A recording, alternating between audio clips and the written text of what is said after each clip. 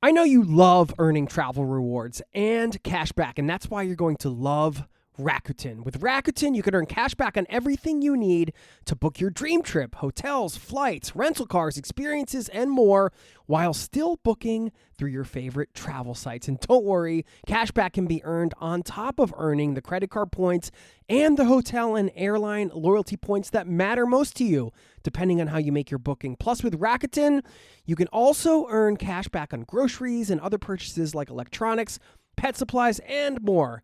And the best part, you can join today for free and start earning cash back on top of your travel rewards. Go to Rakuten.com or get the app. That's Rakuten, Rakuten. Rakuten, the most rewarding way to shop. This episode is brought to you by TaxAct. Don't do your taxes alone. Join TaxAct's National Admin Night. Admin nights are social gatherings for getting through your to-do list. So get ready for a night of fun, finding deductions, and filing taxes with TaxAct, where you can file your federal and state return for just $49 through April 8. Let's get together and get them over with. Visit taxact.com/admin-night for details. Today we have an episode that started it all. The Transition to Travel series has been near and dear to my heart for a few reasons. First of all, they take a long time to make. I interview an individual or a couple before they have gone on a big trip, when they're in the middle of a huge life change, either quitting their job to travel, selling their home, maybe all of the above. And then I catch up with them months or sometimes longer down the road and interview them after they've spent a good chunk of time out traveling the world. In this case, they had traveled the world for a year. You really get to see if some of the fears beforehand were legitimate, if the idea of what travel was going to be really matched up with the reality of it, and you get to get a deeper understanding of the transformative power that travel has just by listening to one couple's story. That's all coming at you today in this interview. Plus, I am going to answer the question, how do you use big picture thinking to accomplish all of your travel goals and life goals for that matter? I'll share what I mean by big picture thinking and why that has been so helpful for me. I'll also share a book recommendation, something that very much relates to this episode, a book I'm reading right now.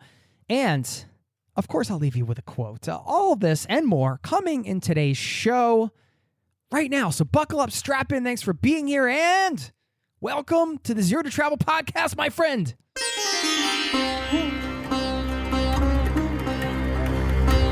You're listening to the Zero to Travel podcast, where we explore exciting travel-based work, lifestyle, and business opportunities, helping you to achieve your wildest travel dreams.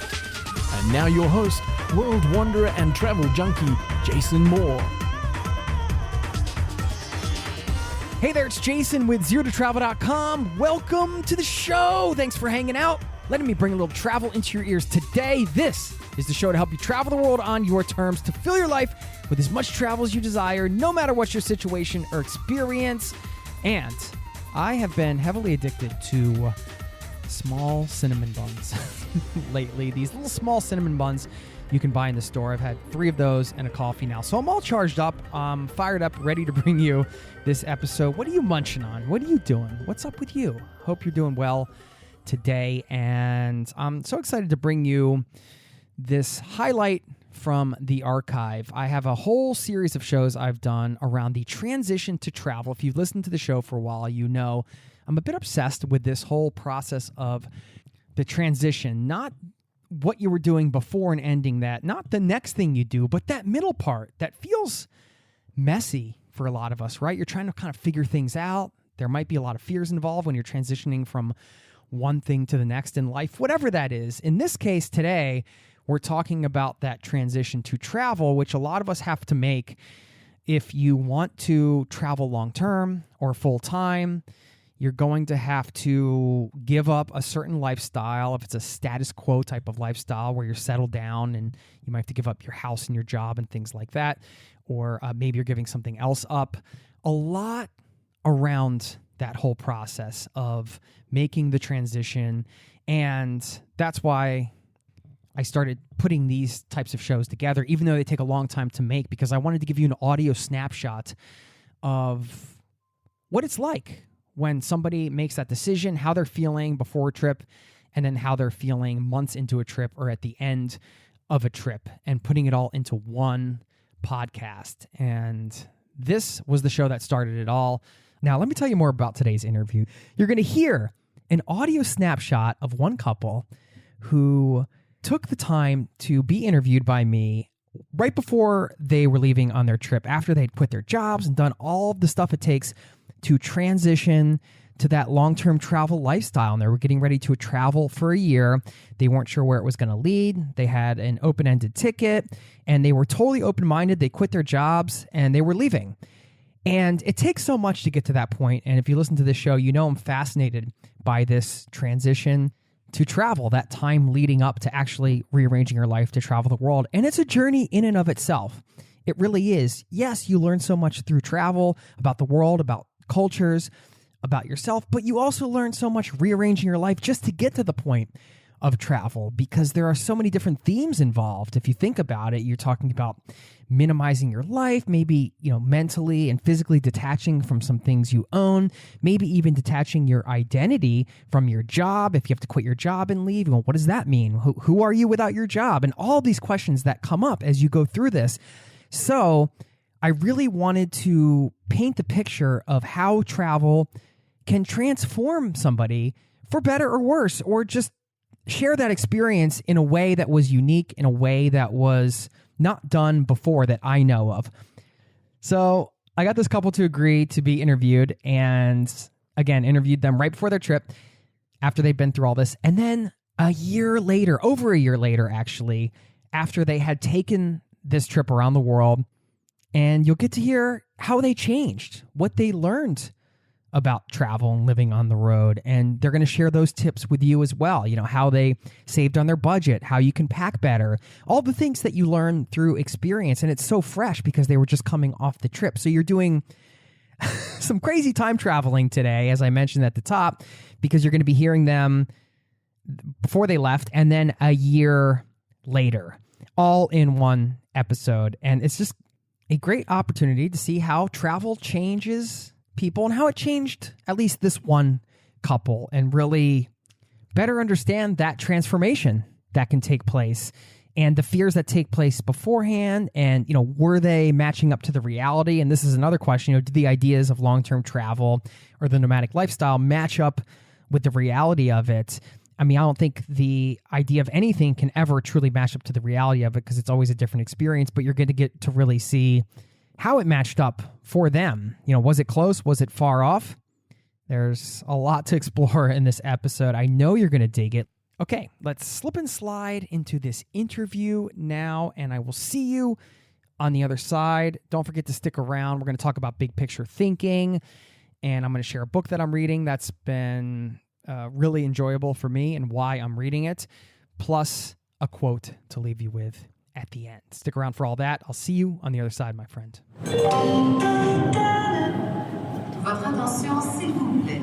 Nous vous informons que la circulation normale du RER E est... Today I'm excited to share another transition to travel story from two people in this community. When I say transition to travel, I'm talking about the process of leaving a job and or totally changing your life around to accommodate more travel. It can be difficult, it can be scary, it can be intimidating, or insert any number of other adjectives. Making that leap is a huge decision, and I think it's important to share these stories because they can help us gain new perspectives and learn what we can do better during our own transition. So I'm thrilled to welcome Sofia and Teague here to the podcast. Welcome, my friends. Hi, Jason. Hi, thanks for having us. I'm thrilled to have you, and I met Sofia a while back via email because you sent me a note. After I read it, I was like, oh my God, I need to talk to these two. And this is going to be really interesting because we're going to talk to you guys now before your trip, and we'll get into that. And then we're going to talk to you like a few months from now when you're already into your trip, so we can really get the reality of it, and the expectations and where they met and everything like that. So, you wrote in your email, you said the ensuing transition from, I think I want to travel, and instead to a lifestyle that facilitates that travel has been, and you used a bunch of adjectives: daunting, liberating, frustrating, exhilarating, grueling, nothing short of an adventure in itself. Making the decision to go from zero to travel is nothing if not a bet you place on yourself. What pushed you over the edge to bet on yourself in this way?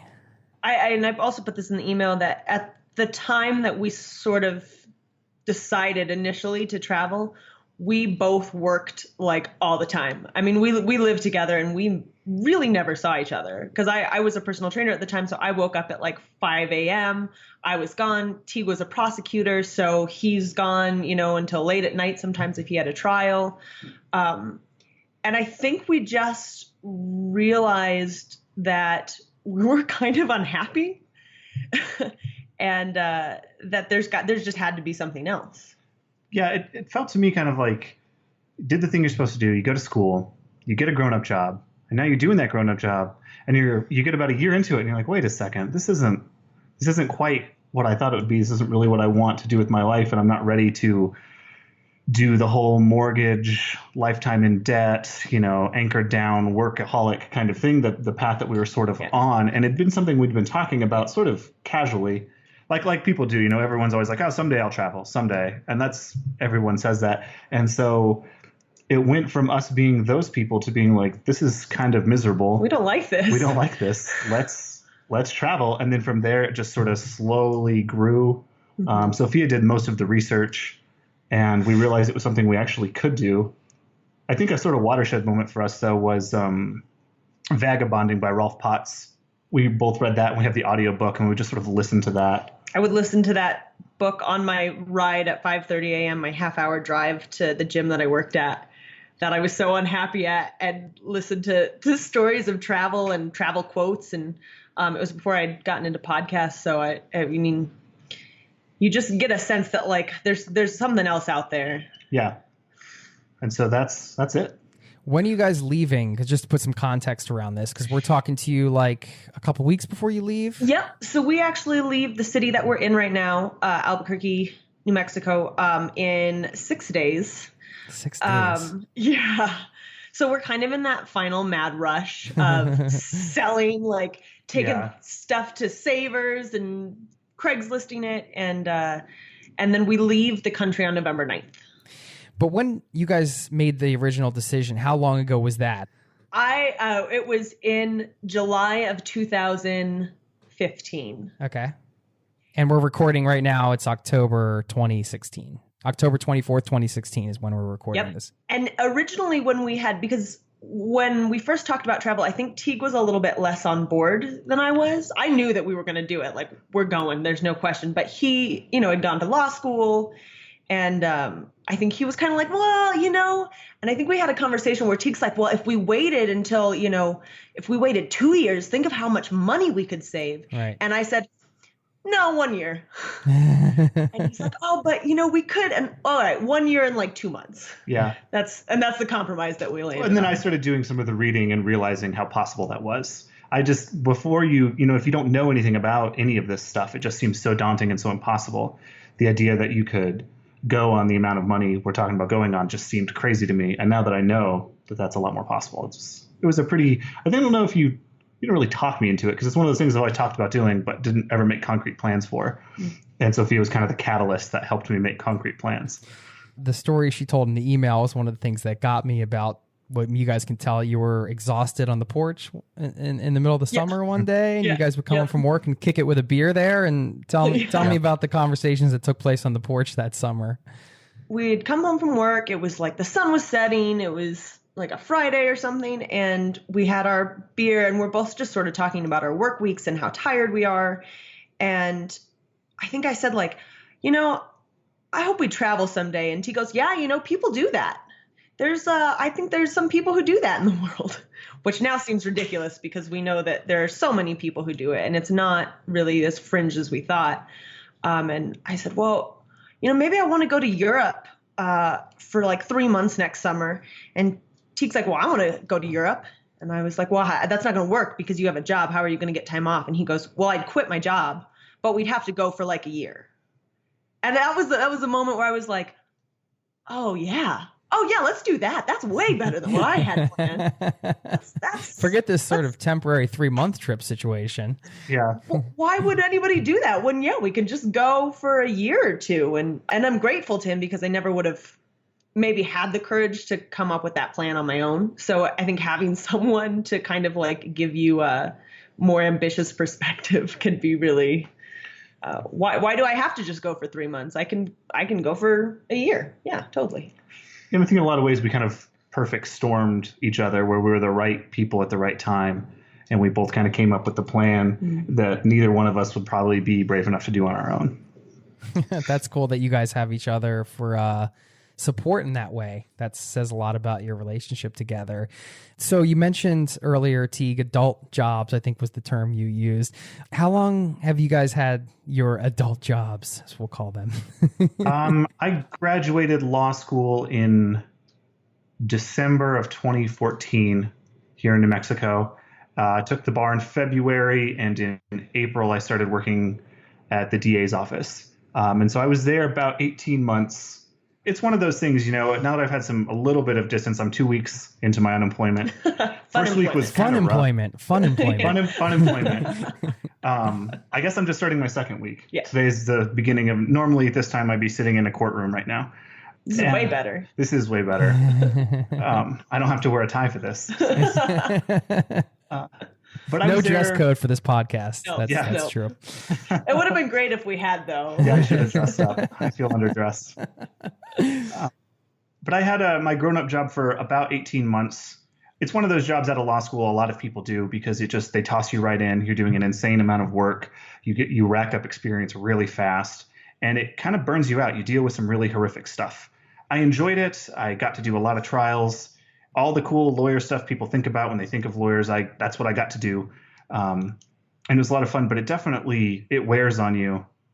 So it's been about 18 months and I'm ready to kind of switch gears a little bit. I think also we both had the sense, so Teague's about to be 29, I'm 27, we're creeping towards our 30s. And I think we had this sense of like, well, we're getting older now. Like we gotta get those jobs, gotta probably, get married and have a house and get some cars and all those things you're supposed to do for some reason.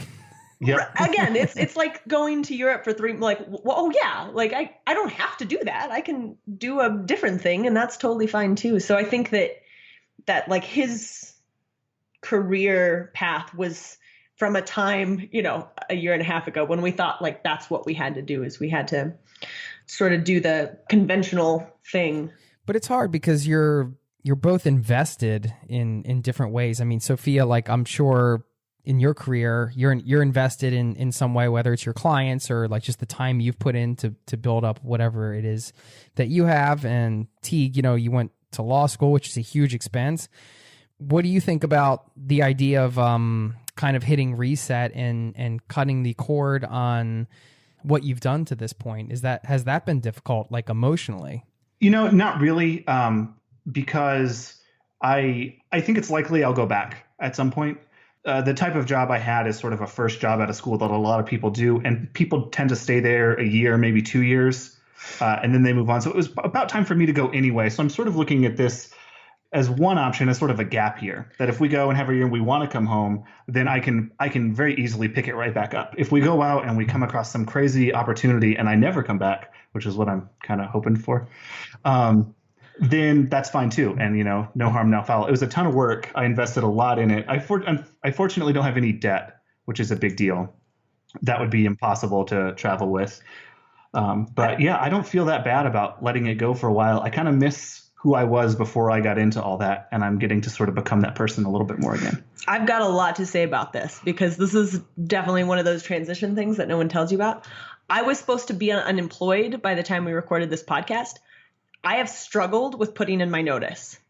She waited till the last possible I waited until the last day. Why? Is that because you wanted to make extra income, or because you just didn't want to like sort of face that music? I think it's one of the things that you never hear about because everybody's like, oh yeah, I quit my job and I traveled. But I think it's facing the music. I'm about to be unemployed. My whole life, my self-worth is on my ability to bring in an income and be that adult.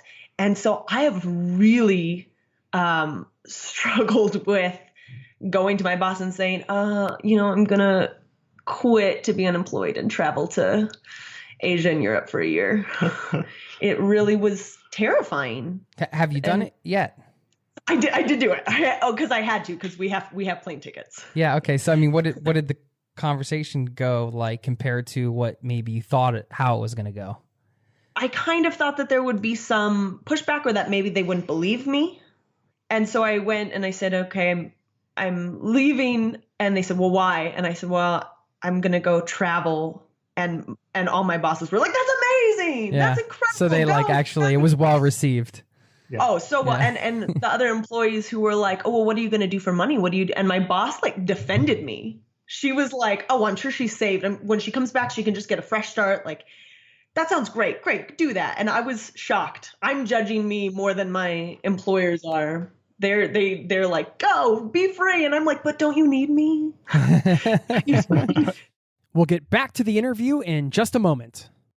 I know you love earning travel rewards and cash back, and that's why you're going to love Rakuten. With Rakuten, you can earn cash back on everything you need to book your dream trip, hotels, flights, rental cars, experiences, and more, while still booking through your favorite travel sites. And don't worry, cash back can be earned on top of earning the credit card points and the hotel and airline loyalty points that matter most to you, depending on how you make your booking. Plus, with Rakuten, you can also earn cash back on groceries and other purchases like electronics, pet supplies, and more. And the best part, you can join today for free and start earning cash back on top of your travel rewards. Go to Rakuten.com or get the app. That's Rakuten, Rakuten. Rakuten, the most rewarding way to shop. Ryan Reynolds here from Mint Mobile with a message for everyone paying big wireless way too much. Please, for the love of everything good in this world, stop. With Mint, you can get premium wireless for just $15 a month. Of course, if you enjoy overpaying, no judgments, but that's weird. Okay, one judgment. Anyway, give it a try at mintmobile.com/switch. Upfront payment of $45 for 3-month plan, equivalent to $15 per month required. Intro rate first 3 months only, then full price plan options available. Taxes and fees extra. See full terms at mintmobile.com. Now, back to the show.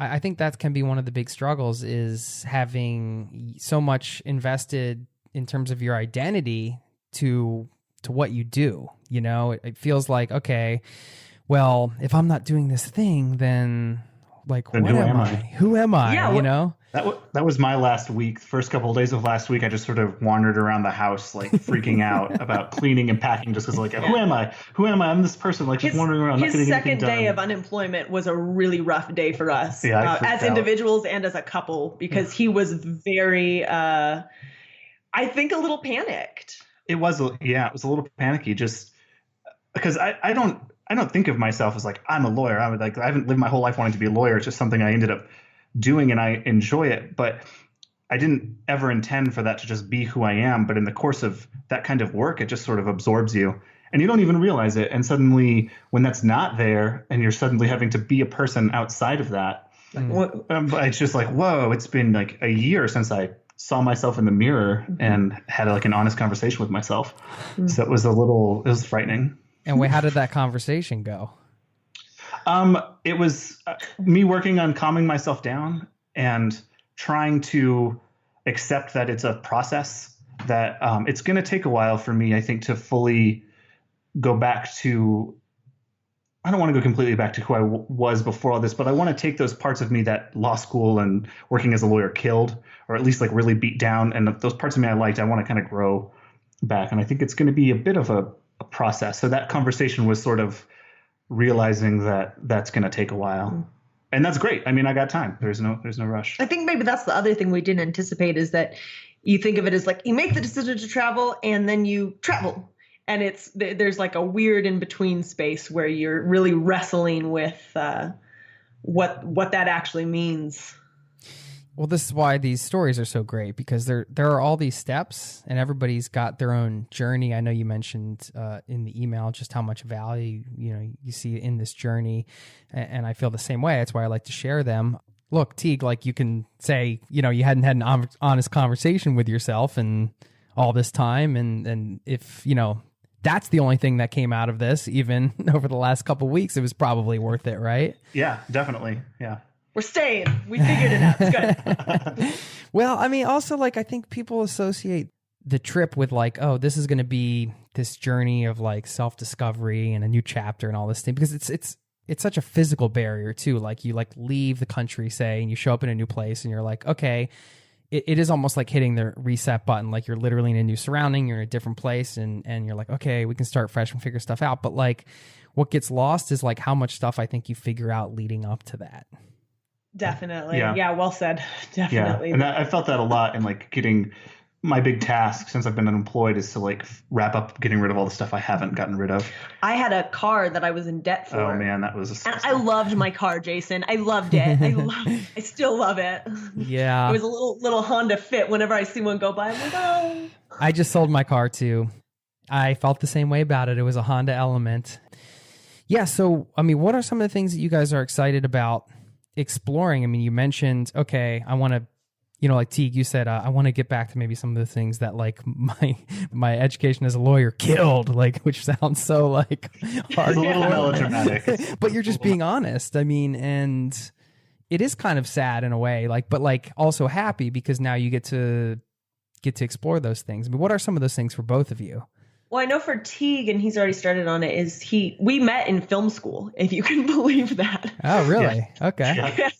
We went to film school together, and both kind of ended up taking very different routes because I think it's that pressure again of like, we're artists, but there's no money in art. So we took these sort of different routes, and Teague's a very talented writer. I know from film school. And that's part of what I want to get back to reading and writing. It's one of the reasons I'm so excited to go to see all the great stuff and visit all these places and really be challenged and stressed by being in new environments. But a big part of what excites me about going is getting to read again. I haven't been able to read for pleasure in almost 4 years. And that's been also a very tough transition. And so I'm very excited to get to read again and to get to write again, because that's part of that part of me that got killed by law school. When you spend all day reading, you can't go home and read for pleasure. It just trains your brain to read in a lawyerly way, which is not how you should read novels. So that's one of the things I'm really excited to do. It's like a simple thing like that, like get the opportunity to get to like sit down and read a book. Yeah. Where today I have to catch a train in 8 hours. And in the meantime, I'm going to exercise and I'm going to read. I'm going to write a little bit. Yeah. I'm looking forward to getting into, we're both super physical. And both, I mean, before the transition sort of started, we both are at the gym 6 days a week. And so now we're both kind of trying to figure out how to keep physical while also not having a gym. And so I'm excited to kind of figure that out and maybe get into yoga. I started doing handstands and inversions and gymnastics. And I'm looking forward to having the time to kind of play with that and learn movement all over again. And that sounds really lame unless you're a personal trainer, but no, but it's an important thing. I mean, especially, so you guys, sounds like your plan is you're kind of mindset wise, you've set aside like a year basically. Mm-hmm. And you have money saved up for a year, I'm guessing, of travel. We budgeted for a year, and maybe we'll not make it the full year. Maybe we'll make it longer. But we have a budget per month, and based on that budget holding true, we have about a year. Yeah. What is the budget that you guys have per month? We have, if we lived, especially in Southeast Asia, really generously, we have $1,000 a month per person.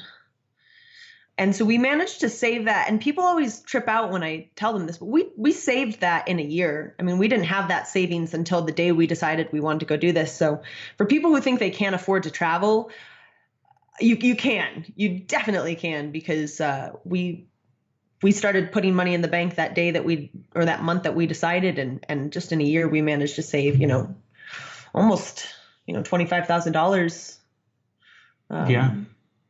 Between more than that, really, because we also have a nest egg for when we come back. But so we have a year budgeted. Also, I mean, of course, you're not going to be paying for accommodations back at home. And I mean, you're cutting all these costs. Like if you said you were commuting a half hour to work every day, I mean, you could take your gas money that goes right into the travel fund. I mean, all these, I call them substitution costs, but they're essentially costs that you would be incurring at home that you just take on the road with you. It doesn't, there's no difference. You got to eat at home or you got to eat on the road. And oftentimes, you know, I would probably choose the 50-cent plate of pad thai in Thailand, you know? Yeah. Oh my goodness. Yes, we're so excited. Very, very excited for that. That's another thing, we're ready for the food. We're so ready for the food. So ready for the food. Yeah.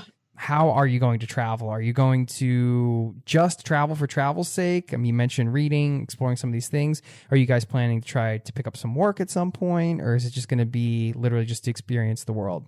So our plan, and again, this kind of brings it back to that book, Vagabonding, is to travel as light and lean as possible.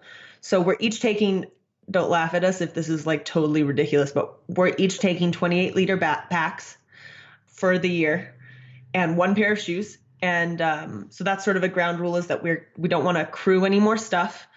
And that I think we do want to work away. I've listened to your podcast on all that and all the resources that there are to sort of do work exchange programs. I think we're workaholics.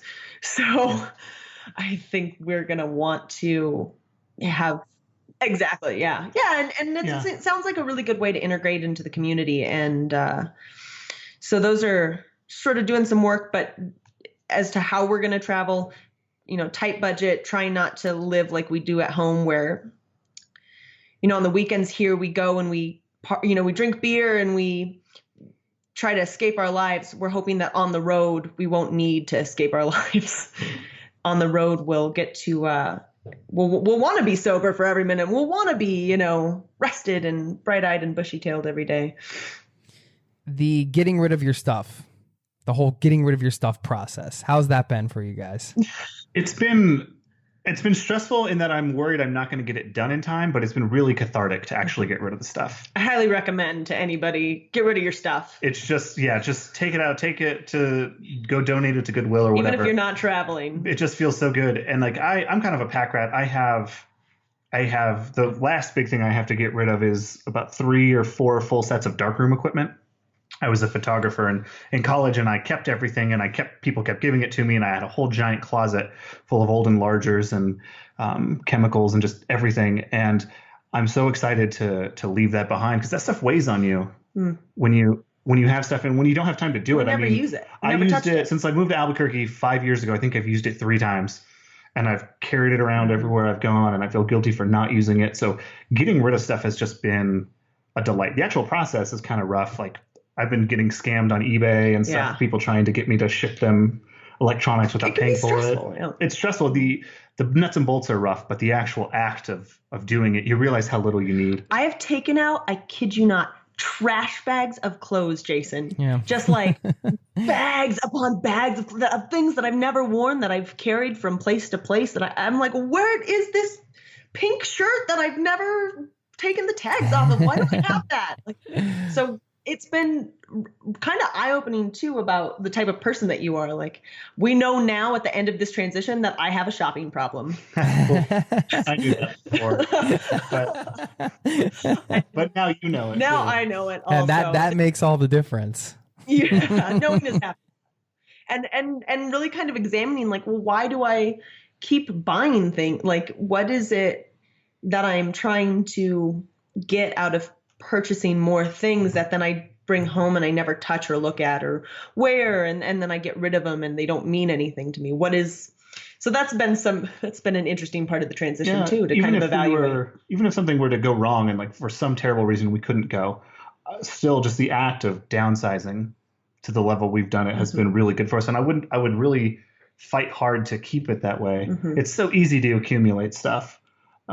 It's just so easy to do, and you don't notice it, and it's bit by bit until you have truckloads of darkroom equipment that you haven't touched in years. Yeah, I feel like once you go through it, when you do a big purge or you just get rid of a bunch of stuff, you do get that good feeling, you know, especially if it's associated with going to travel. And I think that good feeling stays with you. So if you go through this transition one time, it feels good to get rid of your stuff. So then in the future, it's like that becomes something that you associate with feeling good. And I found that to be the case in my life as well, like to the point where like I feel really bad when I buy things. I'm like, I'm really critical about like what I bring in to my apartment now, because I'm living overseas now, and it's like I have to get stuff, and I find myself like but I don't want to get stuff, but I'm like, but wait a minute, I'm not traveling right now. Like we do need some of these things. I'm like, that's such a conundrum.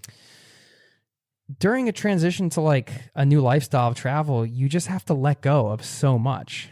Mm-hmm. Yeah. Like your career, which might be like your identity, actual physical things. There's like mental things you have to let go of. You have to adapt to like a whole new life together. Like you guys as a couple, like your whole dynamic changes now, Definitely. Right? Well, how do you feel about that?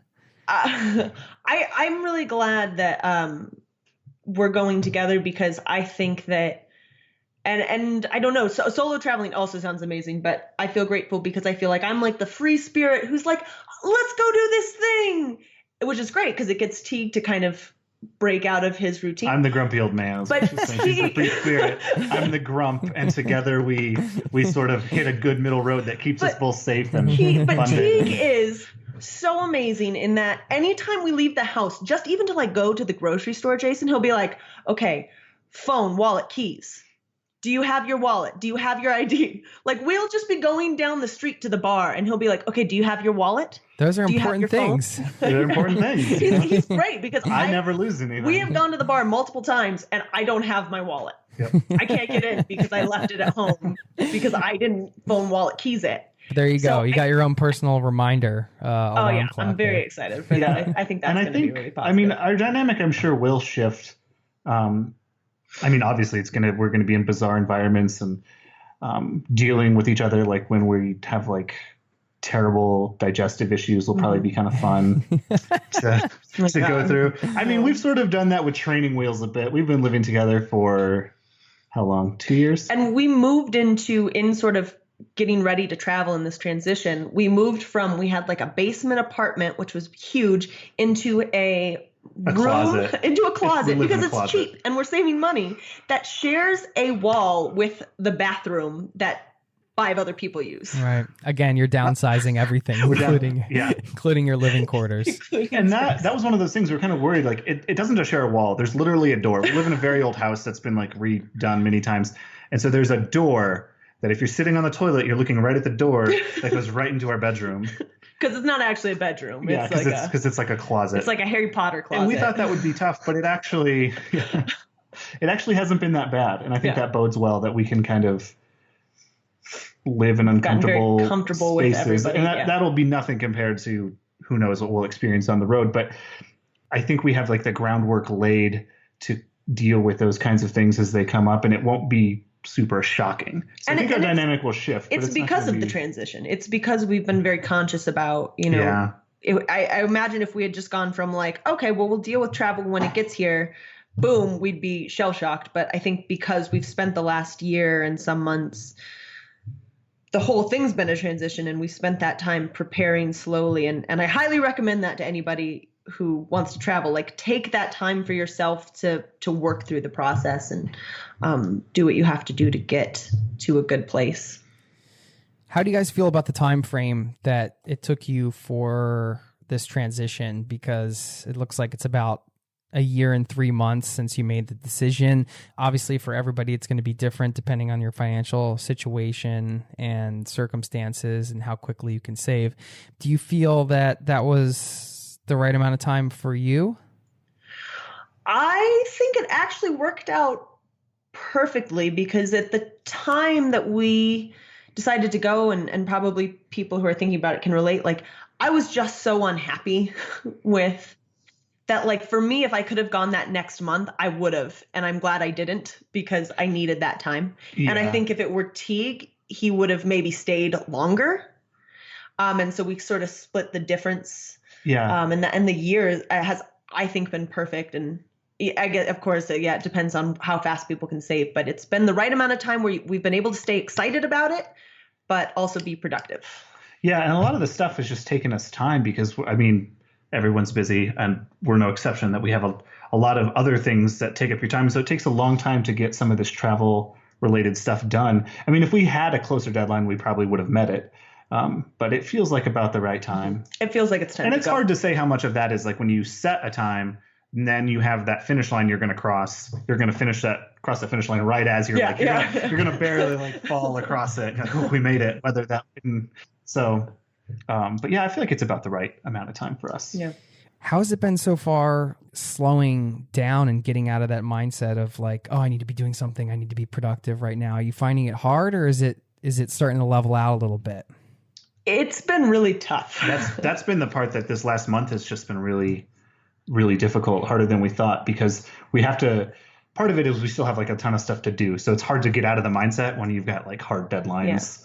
Yeah. Tim Ferriss has this really great quote that says, being busy can be a form of laziness. And I think that really applies to us, because when you're busy, you're not thinking. You don't have to think much. You just go.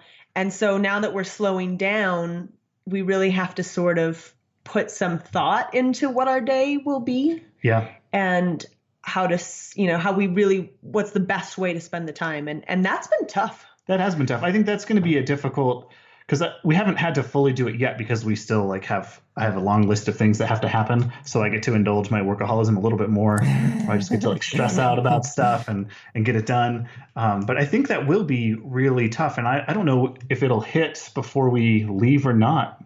Do you still feel like there's some lingering stress from the jobs? And I'm still employed when I'm not supposed to be. So yeah, the job has really gotten its claws into me. I think that it's going to take a second, and I didn't anticipate that. I guess when you think about, you get the opportunity to quit your job, you think you quit it and you wash your hands of it and you walk out and you're a changed person. And that really has not been the case, though I suspect that's probably kind of normal.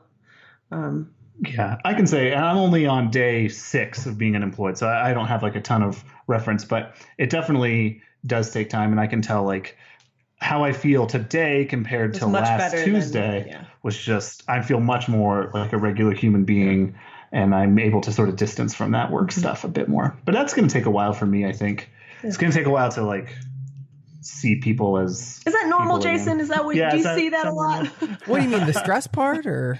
Yeah, the inability to sort of, or the struggle with letting go. Yes, I think so. I mean, if you look at it psychologically, I would say it's you're in all these habits and work routines, and then all of a sudden, all that just drops off, and you're okay, how do I be in this space now? Kind of, Yeah.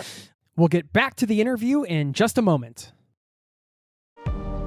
This episode is brought to you by Fandango. People say fans are too distracted these days, but the truth is, when a great movie hits the screen, you show up, you stay glued, invested, part of the story. And without fans like you, there'd be no cinema magic, no shared moments. So head to Fandango.com to get tickets, stream, or rent or buy top movies and series. Fandango loves fans. It's crunch time at work, and you need to bring wings to your workday. Visit redbull.com/gettingitdone and answer a couple questions about your work style to get a Spotify customized playlist tuned to your productivity. Plus, score a can of Red Bull on us while you go from to-do to done. And remember, Red Bull gives you wings. Supplies are limited. Terms apply. Visit the website for more information. Now, back to the show. Teague, it sounds like you had a big, that big moment 2 days into it where you were oh my God, what's going on here? And you got past it because it's, what else are you going to do? You keep living, right? Yeah, exactly. You go get your job back, I guess. But it's it's not, having the time now is not the worst problem in the world. I mean, we can file this under hashtag first world problems, right? Yeah, for sure. Yeah. But at the same time, that is still there, and I was just curious how you guys are dealing with that. Yeah. I'm excited to see when we check back in, 3 or 4 or 5 months to see where we've gotten to. Yeah. Because it's so uncertain, and I really have even more of an appreciation for people who've done this before us, including you, Jason. who have made the leap. You know, it's a bet you place on yourself. You're betting that you're going to be okay. And you don't know for sure, but you're betting that you're going to be able to navigate and make it. And you guys will be great. Oh yeah. We'll hear it in the next segment. 3 or 4 months later, whenever we record this. Yeah. Where are you guys going? So we're flying into Bangkok, Thailand. We have about 2 weeks planned in the city, and by which I mean we have lodging. And from there, we made a very specific effort to not book anything beyond that, because we don't. Part of doing this is that we want to get out of the preset, you know, the routine and this is the plan. We want to go, we want to listen, we want to talk to people, we want to, you know, figure out what we actually want to do, and then leave Bangkok from there and go wherever it is we feel like we need to go. You're headed to Southeast Asia and just hanging out in that region for as long as until it as gets you too do. hot. Yeah, and then I think we'll probably go to India, and then I have it on my bucket list that I really want to go to Sofia, Bulgaria. Mm-hmm. So we'll probably go hit up Eastern Europe. I'm going to point to every sign that says Sofia. There's going to be so many pictures of her pointing at signs. It's gonna be amazing. Well, maybe we'll run into you guys somewhere, because I want to do some more traveling in Eastern Europe pretty soon, actually. What are you most looking forward to? I think I'm looking forward to, and this is something that I didn't realize I was looking forward to until we started the transition, is I'm looking forward to not owning anything. Like I said, my backpack is 28 liters. I have a very specific wardrobe that I've put together in this time that I've done a lot of research on. I own that, some travel gear, and that's it. That's all I have to worry about. Everything I own in the world, I can fit in my backpack and carry on my back. And gosh, that sounds awesome. I'm really looking forward to the sense of freedom that I think it's going to give us, that we have chosen to travel in that way, where we don't want to plan things out too far in advance, where we can sort of say, like, do you want to stay here for another week? Yeah. Because we're planning on going at like a slow pace. Like, we're not trying to see the whole world in one swoop. We want to go nice and slow. And I want to have that freedom that if suddenly we're like, you know, I ran into a guy and he said that, like, Nepal is great this time of year, we should go to Nepal. You're like, you know, why not? Let's go to Nepal. Like, that kind of freedom nice. to go out and see the rest of the world and be able to put ourselves in more of a global context. I mean, traveling we haven't traveled across, off the continent ever, and we haven't had a lot of experience with vastly different other cultures. So I'm excited to have the freedom to sort of go get a wider cultural context that we live in and sort of appreciate how other people live. Are you nervous? Oh my gosh, yeah. Are you not nervous?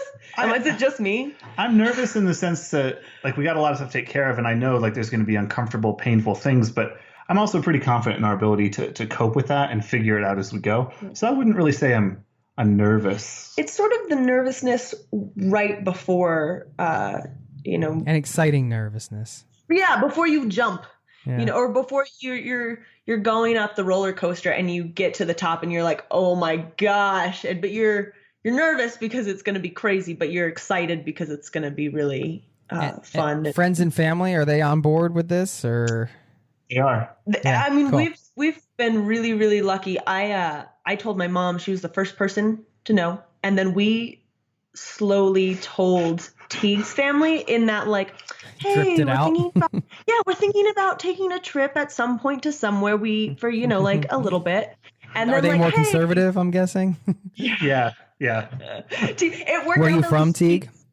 Las Cruces, New Mexico, about 3 hours south of Albuquerque on the border. His brother just had a baby though, so we're snuck in behind the baby, and we're like, we're leaving for a year. Yeah. So they're really supportive. I think my parents are much more nervous than Sophia's mom is, but they were really supportive. They've been awesome. I got to really hand it to my parents, because I did pick like a very conservative and traditional career path, and I'm sort of, just around the first bend, like jumping the track and doing something completely different.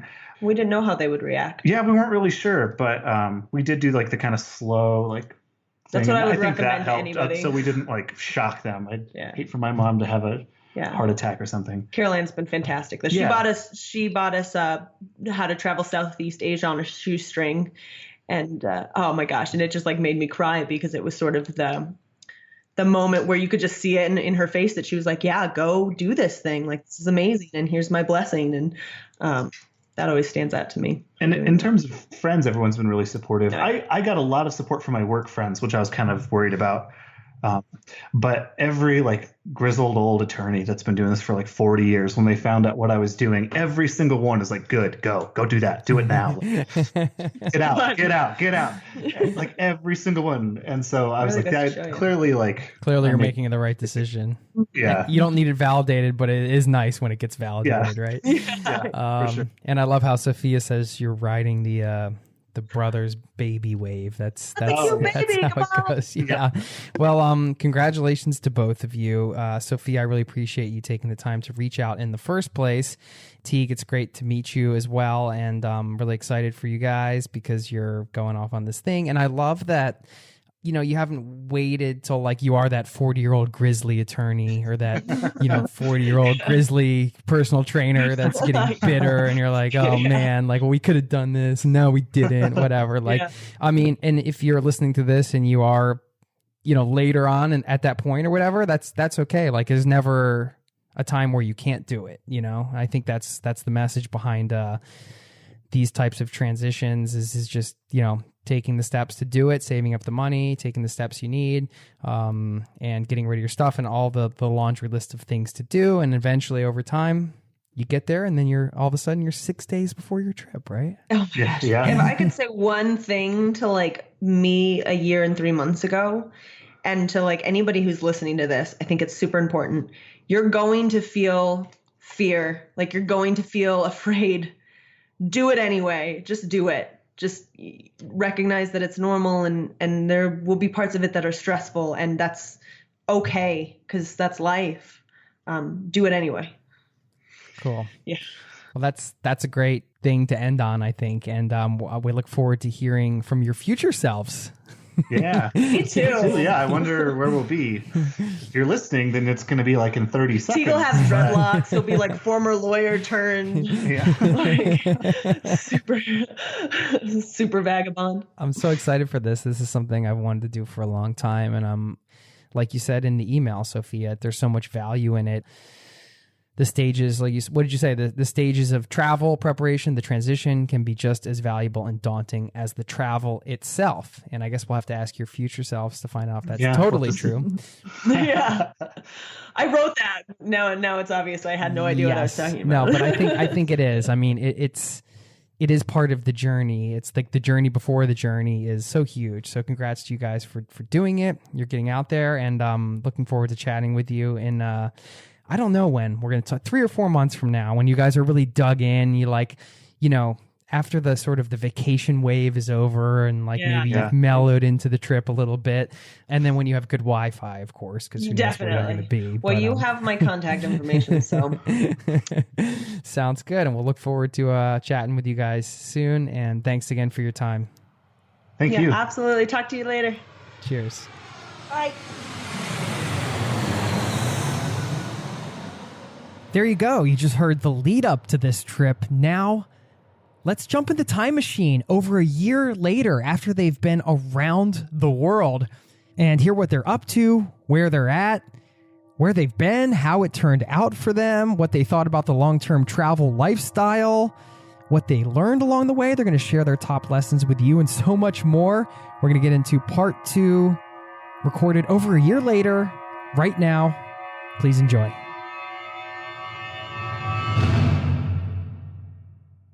Here we are, mere seconds later, but a lot of time has passed. We've gone through some kind of time warp here, and I have on the line 1 year and almost 4 months later, Sofia and Teague. How you guys doing?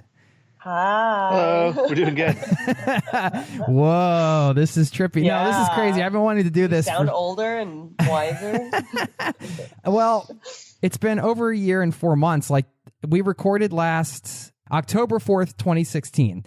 And now it is, February 2018. So 1 year, almost 4 months. Does it seem like that much time has passed? Like It seems like many lifetimes have passed in that time. We were emailing about this earlier, that I think the last time that we interviewed, Teague was getting ready to quit his job, or you had just quit your job? Well, let's see. If it was October 4th, I think I had given notice, but because my last day was the 12th or the 15th or something like that. So I was at the very end of my job. And he actually is starting work tomorrow. Whoa. So we've come full circle. Yeah. You guys in a are very back. Short amount of time. You're back home. Okay. All right. So yeah, because when we spoke, Teague, you were 2 weeks into your unemployment. We called it fun employment because you were ramping up. And you guys were 6 days away from leaving on your journey. And actually, the last thing you said at the end of the last interview, Teague, was, I wonder where we'll be. And now you guys are back, but you've had a lot of adventures between that time. It turns out that you can come home again. Well, we're going to get into the coming home thing because I have a lot of questions about that. But where have you guys been the last year plus? Oh, man. Okay, we'll do the Spark Notes version first, and then we can slow it down. We did a year almost exactly on the road, leaving to Thailand, Cambodia, Malaysia, India, Nepal. For a month each. For a month each, we did those countries. And then we decided to, not because we were mad at each other, but because we just wanted to split up for a little bit, and we both kind of wanted to go different places, do different things. For 6 weeks, we split up, and Teague motorcycled Vietnam end to end and went and trained Muay Thai in Thailand. I left and went to go to London, Belgium, Portugal, and Spain. Because that sounded more fun to me. And then we re-met again in Paris, France. And then we How romantic. hitchhiked. Yeah. Well, we got engaged in Paris. Yeah. What? Yeah. Oh, man, I'm getting the chills now. The things that can happen on these trips. Okay. So, all right, keep giving us the overview, then we'll go backwards. There's so many stories. And then we went and we worked construction in Italy, and went to Greece, and then we went and lived in Bulgaria for a month, and from there we went back to London, Ireland, Scotland, back to Portugal, back to France, and then we traveled America for a month. Well, in there we also did the Czech Republic. Oh, yeah. Hungary and Germany So with many. my little sister. It was a really long my little year. sister met up with us for a few weeks, and we sort of zoomed through Europe somewhere in there before we went and lived in Bulgaria for a month and a half. We went everywhere, Jason. We went everywhere. Did you say you hitchhiked from Paris to Italy? Or We hitchhiked in Italy. We hitchhiked okay. around Italy. We flew into Venice because you can get really good flights from Paris to Venice if you're willing to fly at 4 a.m., which we were. But we ended up, while we were there, having some transportation issues. We had to get to a different city on a Sunday when the buses didn't run. And the woman that we were staying with said, "Oh, you're Americans. They'll get a kick out of it. Just take a sign, go stand by the road, and somebody will pick you up." And we did that. And sure enough, we did. We got picked. We made it all the way to the coast. The police came and talked to us first, and at first we thought they were going to really give us a hard time, but they seemed to get a kick out of it as well, even though what we were doing, I think, was illegal. Yeah, it was illegal. But they seemed to enjoy sort of intimidating us a little bit. And then some really nice people picked us up, and we made it all the way down the mountain. All the way to the coast. Yeah. Hitchhiking in Italy. So. you guys had a somewhat open plan. I know you had sort of your beginning plans, and then it was a bit open. And I remember during the last interview, Teague, you said kind of offhand, like, "Hey, if we run into a guy and he says, 'Hey, Nepal's a great time of the year,' then we can go." And we look forward to having that sense of freedom. Well, you guys went to Nepal. I don't know if that's because you ran into a guy there or whatever, or said to go. But how did this trip evolve? Was it totally organically? Like, how did you guys end up going the places you went? And we can get into highlights and stuff later because I have a lot of travel questions too. But I really want to hear about your a little bit more about your time on the road. But yeah, how did this trip unfold for you? Okay, so our process was pretty fluid. We had, and all the credit to the planning does go to Sofia. She was the master of searching for flights and staying on top of all that. But we had a really rough plan intentionally of spending about 6 months in Asia and then 6 months in Europe. we often sort of decided on a whim where to go.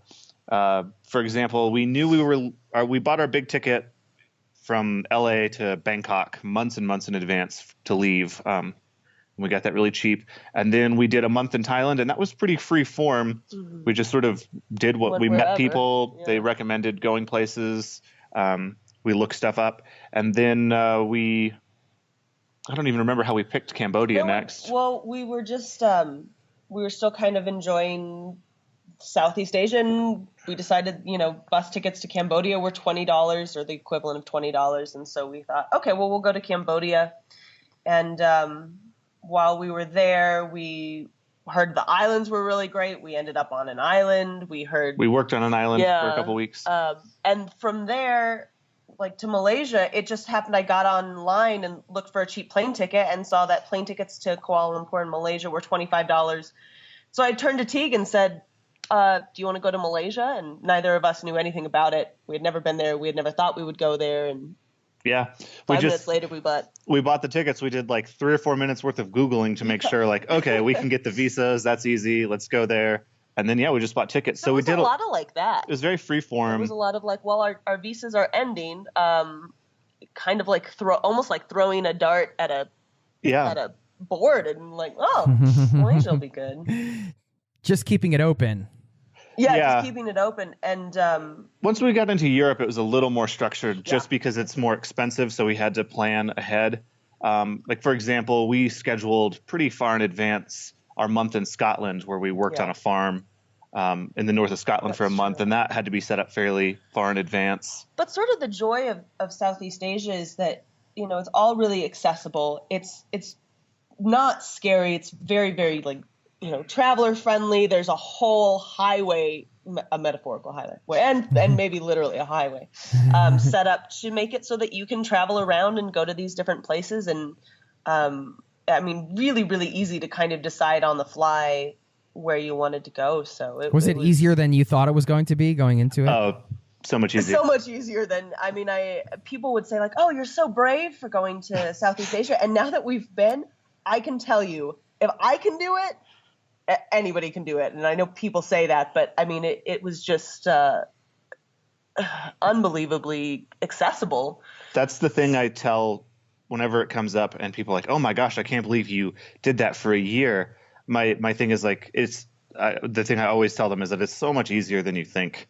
The hardest part is being brave enough to actually pull the trigger, but the actual planning of it and, you can do it if you can use the internet and you can Google a little bit and plan just slightly ahead, because we made a lot of mistakes. We made a lot of mistakes. We made a lot of really impromptu decisions.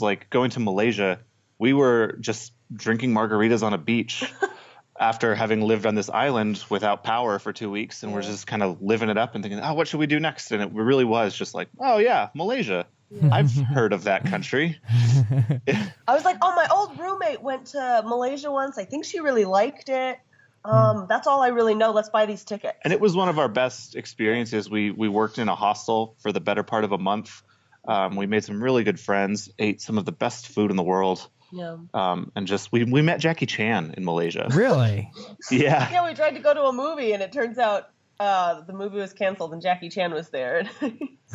Yeah, we tried to go see La La Land because Malaysia is so fascinating because Kuala Lumpur is this giant metropolis, but also this very old country. So we're living in Chinatown where, they're chopping up frogs in the alleys for the soup. And, it's really this kind of old world feel. And then you walk 10 minutes to a 8-story mega mall called the Rise of Opulence that has a 3-story Chanel store. It's really that's bizarre that's differences. A crazy name for a mall.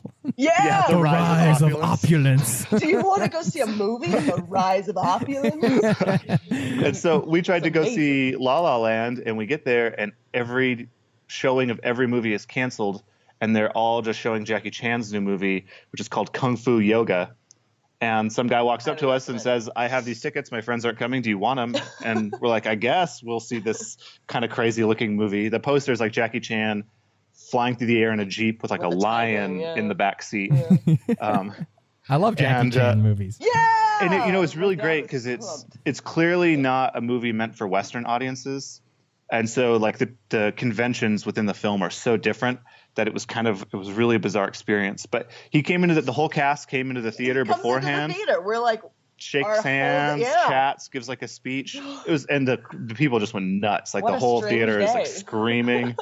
And we're like, man, we're just going to go see Did Law. you ever think that you would be in a movie theater in Malaysia shaking hands with Jackie Chan? Right. I mean, this is like one day you wake up wherever and like by the end of the day you've met Jackie Chan and like you never know what's going to happen when you're out on the road. You never know what's going to happen. Yeah. And all of that stemmed from just a kind of random choice because tickets were cheap and we had like, half of a recommendation that it was a neat place to go. Yeah. So I think the opportunity is everywhere. It sounds like you guys kind of did a combination of like planning your trip around places you wanted to go, of course, but then like the Malaysia thing was just like, hey, kind of on a whim, or our visa's running out, we got to figure out where to go next. Let's just go here.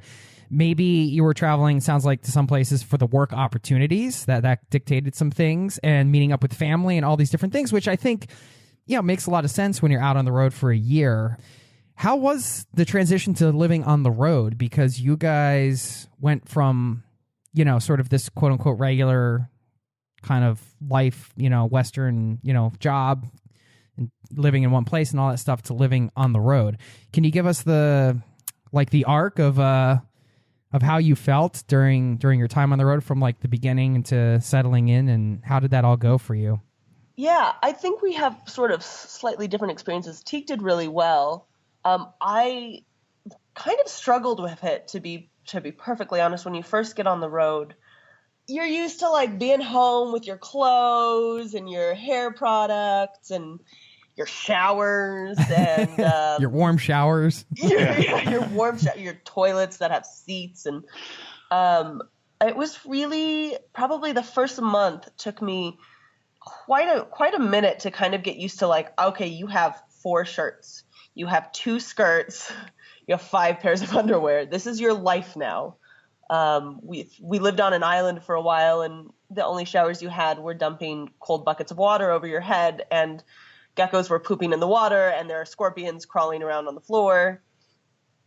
And it was a weird adjustment to kind of let go of vanity. I think really for me was the struggle that, your hair's kind of crazy this week because you live on an island, and the trade-off is that you don't get your sort of creature comforts of pretty clothes and nice shoes, and I think it's a really cathartic experience that was super valuable, and it's been really valuable for me coming home. And I would say it took me about 4 weeks to adjust, and then you kind of get to a point where it's your life now. It's normal. There were growing pains for me for sure, though. Yeah, I feel like I adapted to that part of it just fine. That was like your dream. Yeah, kind of is. I like the idea of I just wear the same T-shirt. Like I have like 3 identical shirts that I wear, and that's it. That part wasn't difficult. I think so. That transition was fairly smooth for me.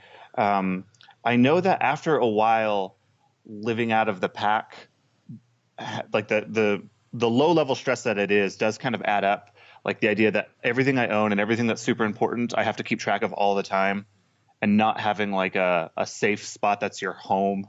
Like we didn't have anything valuable. End, yeah. We just had, I guess, like passports, and we had a little cheap like Chromebook. Yeah. And so we didn't own anything valuable, but if any of that stuff had like disappeared, it would have been really stressful. Yeah. And so having to carry that on your back all the time after months and months did kind of wear on you. And that was what made doing things like working in a place really nice, where you are kind of like living on the farm in Scotland.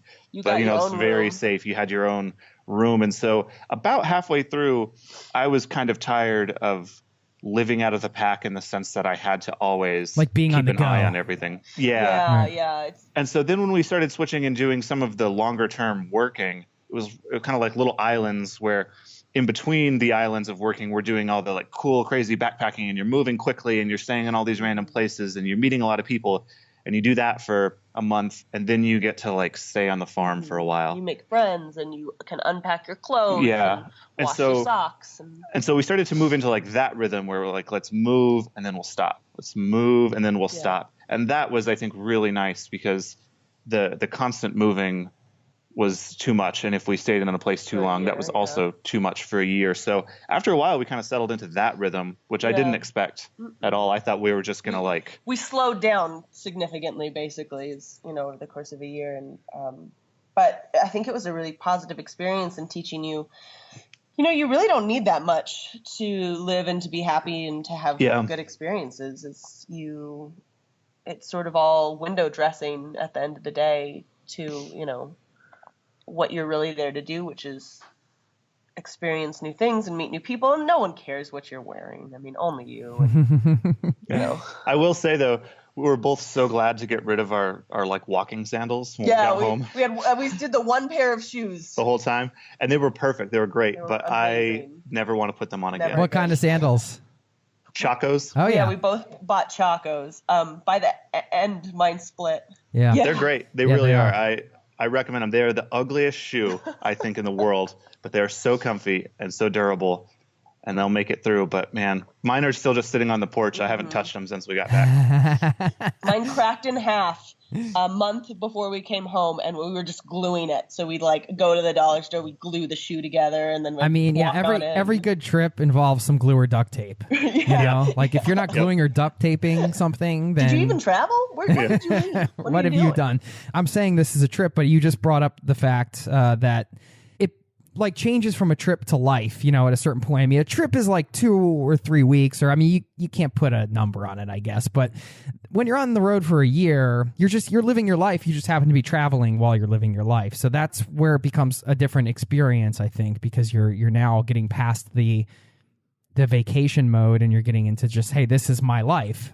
So really quick on the work opportunities, because it sounds like you guys have done a lot of cool things. Can you just again rattle off a few of the things you did, and where did you find all these opportunities, and what were some of the highlights there? Because I think people that might be attracted to like slow travel or the idea of exchanging, I don't know if you did it for accommodations in exchange, like a volunteering thing, or like talk to me about that experience. Yeah, we got a profile with workaway.org, which I highly recommend. There's some tricks to using it. I think you have actually a previous podcast on it, Jason. You want to make sure you get a place with good reviews, and you never know what you're really going to get. But we volunteered on an island in Cambodia where we bartended and served breakfast. We worked did construction. And Teague did construction. I put that I was a handyman on the profile, so everywhere we went, I did a lot of construction. Either do put that you were... Where was that? That was in Cambodia on Korong Sanlom. Yeah. If you can do construction, put it on your profile because everybody needs somebody to work construction. That being said, you will get put to work. And then we did a month in a hostel in Malaysia where we were put up in an apartment in Chinatown, and we walked to work every morning, and I made breakfast and Teague worked construction. Yeah. And we worked construction in Italy on a 400-year-old stone house, and we worked on a farm for a month in Scotland. Yep. Yeah.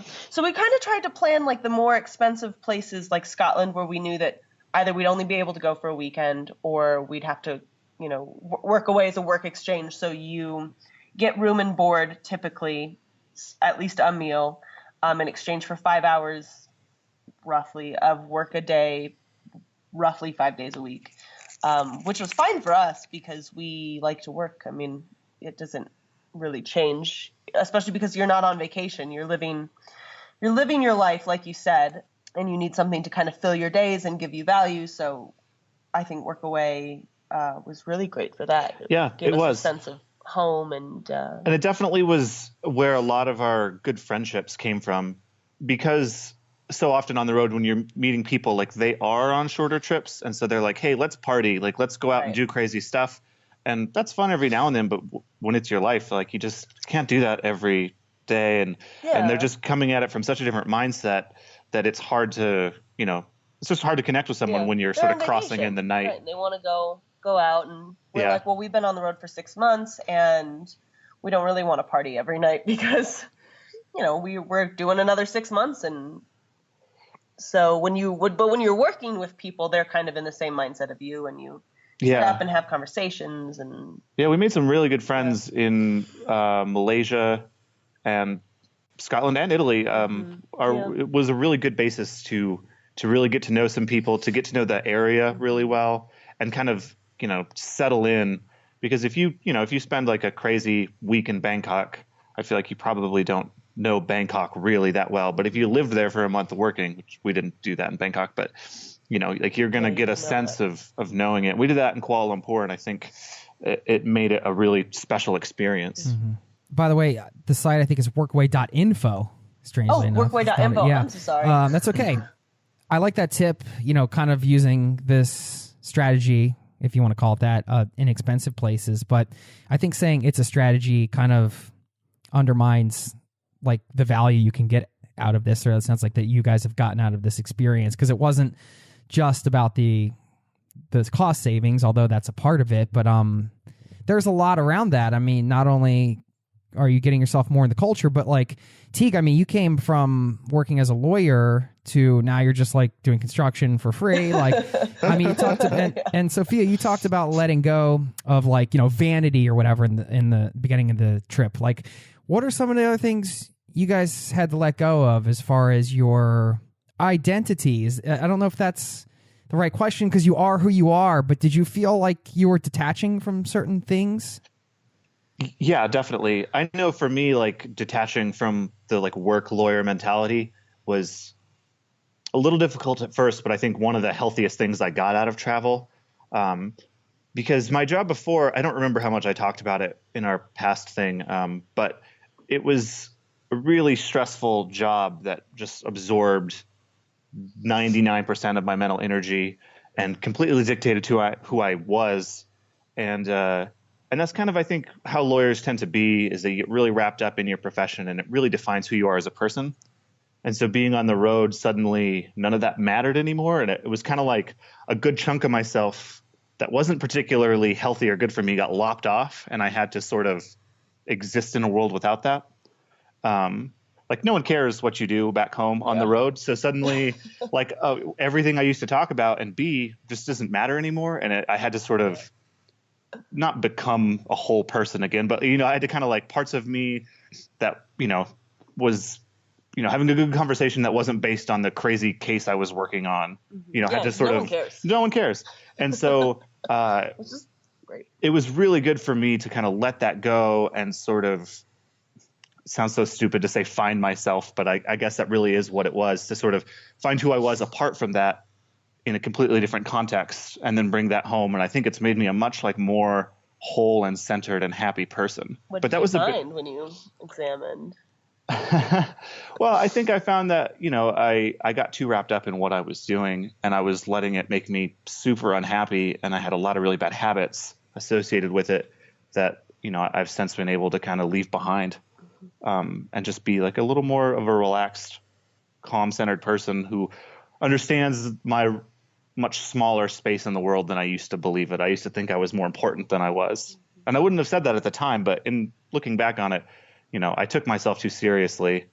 And travel, whether it's, having terrible food poisoning or, missing a bus or, getting made fun of by someone because you are doing the dumbest thing because you have no idea what's going on. Like, it really humbles you, and that's really good. I think that's one of the better things I got out of it is being directly humbled like that. I mean, by the way, all those things you mentioned on a year-long trip are guaranteed to happen to you if you go on a year-long trip. Multiple times. That is going. All of that of the above is going to happen. So it's going to happen a lot. It's going to be like your most common experience. You're going to feel the food poisoning come on and just think to yourself, well, here we go. Yeah. Get the bucket. Yep. And it's just like you just sort of walk around, especially in Asia, with like a sort of, you're just moving so much. You just always have kind of like low grade food poisoning, and you get really hardy about it. You're just like, yeah, I'm sick, whatever. We just keep going. So we're still going to go to the beach, right? Yeah. It's character building. It is. It's very character building. I'm very, very quick to get comfortable with being sort of uncomfortable, because the exchange is that you get to be in these amazing places and do these incredible things. So, why else is travel good for you? And is there anything about it that was bad for you? Trying to think if there's anything that's bad. I mean, I think that it was really perspective building in as Americans who had not really traveled a whole lot before, you are forced to sort of confront your own biases about places, about people, assumptions that you have, and realize that, like, one, you do have your own weird biases that you know, no matter how progressive and cool you think you are, you go to a place and you realize, like, oh, wow, I really don't know anything about this culture and I've never bothered to learn. And you sort of come to realize that, you know, everybody's just like you. They're people who love their families. They're trying to work jobs. They're trying to have a good time. And I think that's really, really valuable. Yeah, I think it's perspective shifting in that way that you, or I had a more like different, but it's not really that different. Yeah, that people are, you know, like, yeah, the window dressing of different cultures is different, but like basic human values are so similar everywhere, and it's really uplifting. Yeah. And I tended towards being kind of like a skeptical, pessimistic person beforehand, and traveling and you know, receiving the kindness of strangers who don't have to help you. Oh man. Rolled over, like, and how much we depended on that. It really affirms like the basic decency of human beings. And that's really positive. You're so vulnerable when you travel, and that's valuable, just to be vulnerable for a little bit. But we'd still be stuck in India if it wasn't for the kindness of strangers. And that was so cool that, you know, people helped us out. And we literally got stuck in India. We literally got stuck and could not get out, but for like these random people who would like be like, they couldn't really speak to us, but they'd be like, here, come here. And they'd take us to wherever it was we needed to go and point at the thing. And I mean, yeah, we would still be in Tiruchirappalli. What was the second half of your question though? That was what's bad? Yeah. I think, and this is just us, we got really tired after a while of being sort of in transient relationships with everybody. There's something about, I don't know if it's just maybe our age or just being a human, that you after a while do miss having like long-term friends. And when you travel fast, you do kind of get jaded to, it's, you know, a new person every day, a new person, hi, where you been? Where you from? What are you doing? That after a while, I think got really old. And yeah, you had to be careful not to get, really closed off, because you had the same conversations over and over. And yeah, after 9 months of meeting hostile friends and having the same conversation about who you are, where you're from, where you've been, where you're going next, you do kind of get burnt out. And that's not great. We would guard against that next time and just be more careful. But it's good to keep in mind when you're traveling fast, to take time to slow down, to have good relationships. And okay, so you guys were together all the time as a couple, and then you decided to split up. And I'm really curious about this part of the trip, because now we get to see, okay, first of all, your experience together as a couple, and like the fact that you then wanted to have this solo travel experience. Why did you decide that? I think we talked about it on our last interview, but it was sort of in a rough plan that we would split up at some point. That was important to, you know, if we were going to do this, like, let's really do this. And I think we sort of anticipated that there would be a point where we would maybe want to do separate things, and we both had sacrificed so much to be on this trip that it didn't seem right that either one should have to compromise. And sure enough, that moment came where basically I was ready to be out of Asia. And Teague was not. And I think you even said, like, I'm not ready to leave yet. Yeah. And so that was that exact moment that I think we had sort of been realistic about. I'm ready to go. I don't want to spend another month here. He really wants to stay. And it's not, you know, if he comes with me to Europe now, he's going to be maybe resentful or, you know, wish that he had stayed. So was part of that like also wanting to have this solo travel experience? Oh, definitely. Yeah. Yeah, because when you travel as a couple, first off, like you really get to know how you work as a couple when you travel together the way we did.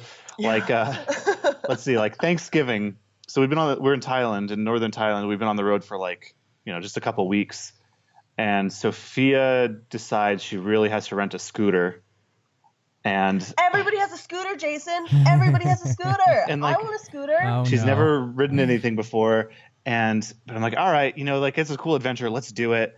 Like it's beautiful. It's in Pai. There's like beautiful mountainous countryside. And so we get scooters, and her lesson is like 5 minutes in an alley with a 12-year-old Thai kid who just like, doesn't speak any English, sort of points and is like, all right, here you go. And like hands her the keys.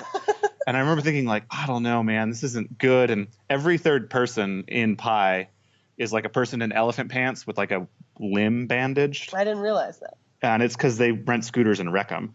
And so that happened. Sophia wrecked a scooter, and then she got really terrible food poisoning. All within the same day. On Thanksgiving Day.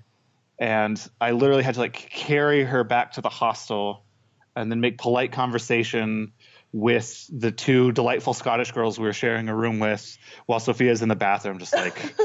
You get very comfortable. Like I'm expelling liquids from every place. The doors are thin and you can hear everything basically. Yeah. And so like traveling as a couple, you get really intimately involved in each other's lives in a way that you did not anticipate before. I love how politically correct you are about like the story. You're just really weaving your way through it, like very, very lawyerly. Not too many details, but definitely he had to hoist me up on his shoulders at some point and like jog through the streets. All the people thought it was really cute and they're waving. Meanwhile, I'm like she's gonna throw up on the back of my neck. Like she's gonna poop on me. We will not be including the audio from that into this podcast. Right. No recreation. But please. So that's part of it, is that you do get like super comfortable and involved in each other and very dependent. And so I think if you're not careful, you can just depend on each other so much that you don't have to like go outside of what becomes a fairly comfortable space. Because you can just rely on each other and you don't have to rely on other people or get to know other people because you're traveling together. And so the decision to split up and travel separate for a while, I think, was really in part to counter that, to see like, can I really do this on my own? Like what happens? Can I hack it if I'm in the middle of Vietnam and something goes wrong and I'm completely alone? Can I like figure out what to do on my own? Have that experience. Yeah, exactly. Yeah. And I think who am I outside of traveling in this pair? Yeah, and that's really important because you are confronted with a lot of stuff that you wouldn't have, had to deal with if you had your other person there. Yeah. Well, let me hear about it from each of you. How did you find the solo travel experience? We had spent a month before in India, which is its own fun side adventure, and then we were in Nepal, and I was just ready to go somewhere with the toilet paper. Teague wanted to go motorcycle Vietnam, and I knew that was not something that I was particularly interested in doing. I had just, especially after the motorbike incident. Yeah, we had. I was done. I was like, no more two wheels. No more two-wheel transportation on this trip. Yeah. Right. So, and I had always wanted to, as I think probably most people listening to, you always think like, someday I'm gonna backpack Europe. I'm gonna take my backpack and I'm just gonna fly to London and go and do it. So that was sort of my MO, was to go live out that dream, the backpacking Europe dream. And I flew to London and couch surfed, which is another great service that people can use. I couch surfed with a Polish house. Yeah, you kind of learn who you are when you're on your own, and nobody that I met on the road knew me in the context of Teague or in the context of our life before. They just knew that I was like some girl with a backpack traveling through Europe for 6 weeks. And it's really cool I highly recommend sort of solo backpack, because I think it kind of opens you up to people and kind of to who you are. Like, well, now that I'm not in a couple, like, what do I want to talk about? Yeah. What are the things that are important to just me? And you do miss your other half, but man, it was really great. So you did London. I did London. I did Brussels. Amsterdam. Portugal. I went up and down Portugal, the coast of Portugal, for 2 weeks and couch surfed and you got to do whatever you want. You didn't have to make any compromises. Yeah, it was really, really great. And it's an interesting thing because I was couch surfing a lot because I was like, I'm going to do Europe on $800 for 6 weeks, which was a terrible idea. But I depended a lot on couch surfers, and also because I was trying to meet people. Because it was just me, and I'm 5'2", and I'm a girl. I think people were very, very open to taking me into their home and showing me kindness. It was a lot harder to find couch surfing opportunities when Teague, who's 6'3", and a little bit more intimidating than I am, was with me. So I, got to kind of move freely and very fluidly. And I think someone offered to host me in this city tonight, so I think I'm going to catch a bus out of town and walk to this person's house. And when I say it like that, it sounds really dangerous, and don't tell my mom. But it was fantastic. Teague has better stories because he was in Vietnam. I left first, flew out of Kathmandu to Ho Chi Minh City in Vietnam, and we'd set it up because we'd done a meditation retreat in Nepal. Was our last thing we did there. And so we set everything up before that because then it was like 11 days of complete isolation and no internet and everything. So we had all the tickets and everything bought right before that. And I rented a motorcycle in Ho Chi Minh City and then spent a month slowly headed north on a motorcycle, ending in Hanoi, and had a lot of crazy adventures on the way. If you like motorcycling, Vietnam's a pretty great place. I'd be sitting on the Douro River in Portugal having an espresso and an amazing pastry, and I'd get a picture of Teague on the back of a motorcycle, and in front of him are like sharks loaded onto a truck with like people weaving in and out. I would like look down at my pastry and just be like, I made the right choice. Yeah, we definitely both made the right choice. You would have hated everything about it. And I loved it. It was really great because I did have to sort of do all that on my own. I had to negotiate dealing with, the police in Vietnam on my own, getting a motorcycle, meeting people on the road. Yeah, you made a lot of friends. I made a lot of friends in Vietnam because, you're all suffering through the same thing and nothing bonds you quite like suffering. So, you would all be on the road together. And I met up with the same people 3 or 4 times while in Vietnam. We just happened to run into each other because it's a very narrow country. And if you're all headed north, there's only a couple different places to stay in certain spots. Yeah, I did that for a full month. I got really sick a few times and just had to ride that out by myself too, which was interesting to not have someone looking after me when I'm really sick. Yeah. But it kind of builds care. I mean, it's very like, yeah, it's fine. I can take care of it. I Yeah. can take care of myself. When did you decide to pop the question?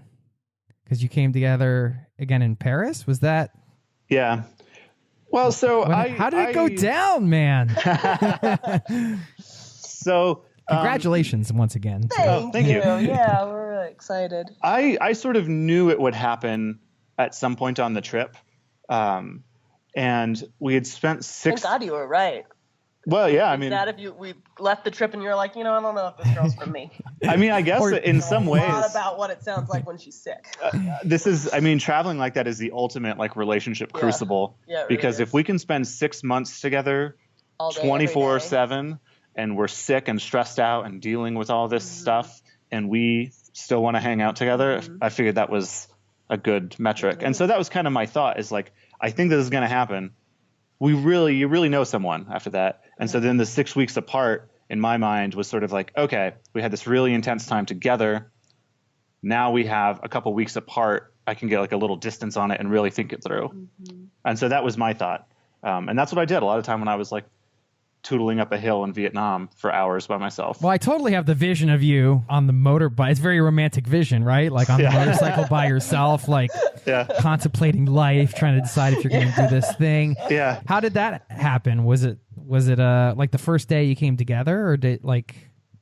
I had also done my own contemplating, Jason. Yeah, well, you could have said no, I also got a ring to go to Paris. Whoa. Yeah, because I had a sort of a similar experience with Teague, which is like, you know, we've had this really intense time together. I feel really grateful to have someone who traveling alone a lot, especially as a woman.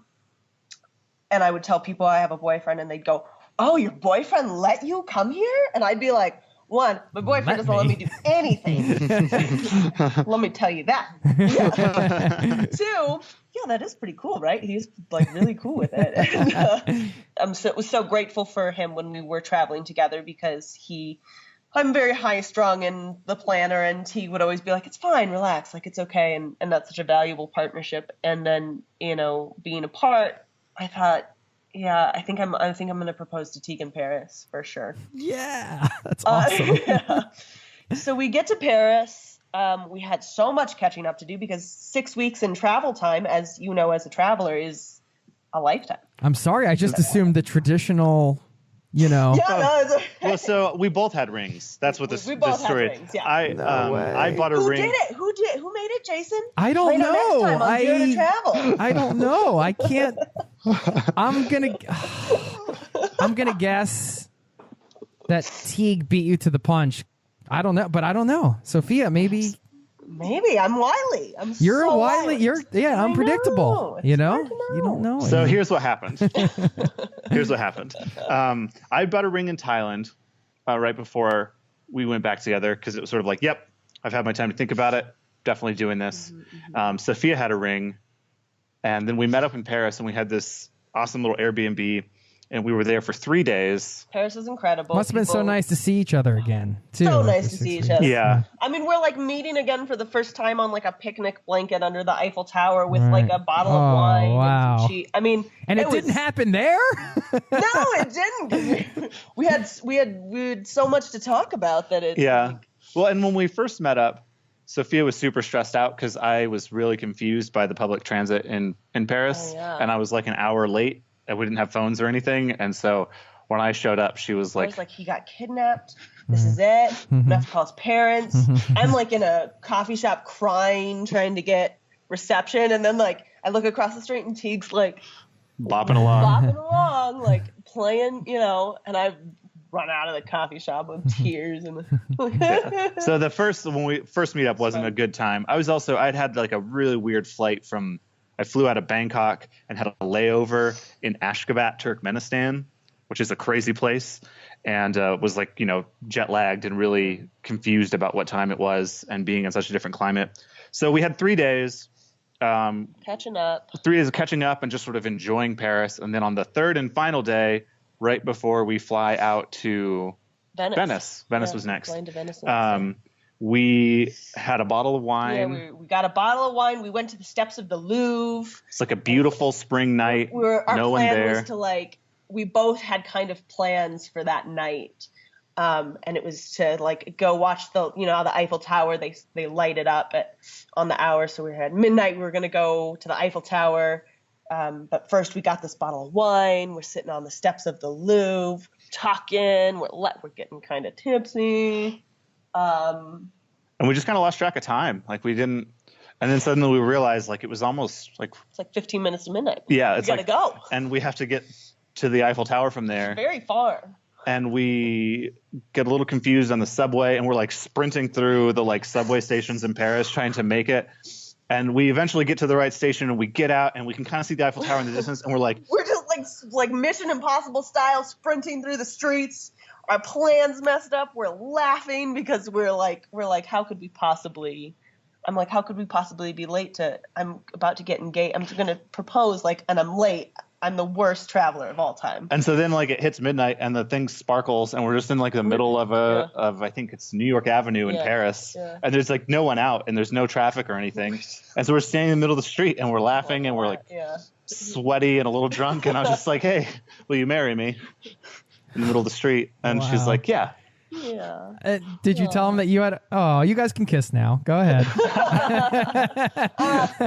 I don't like him that much. I felt the moment coming.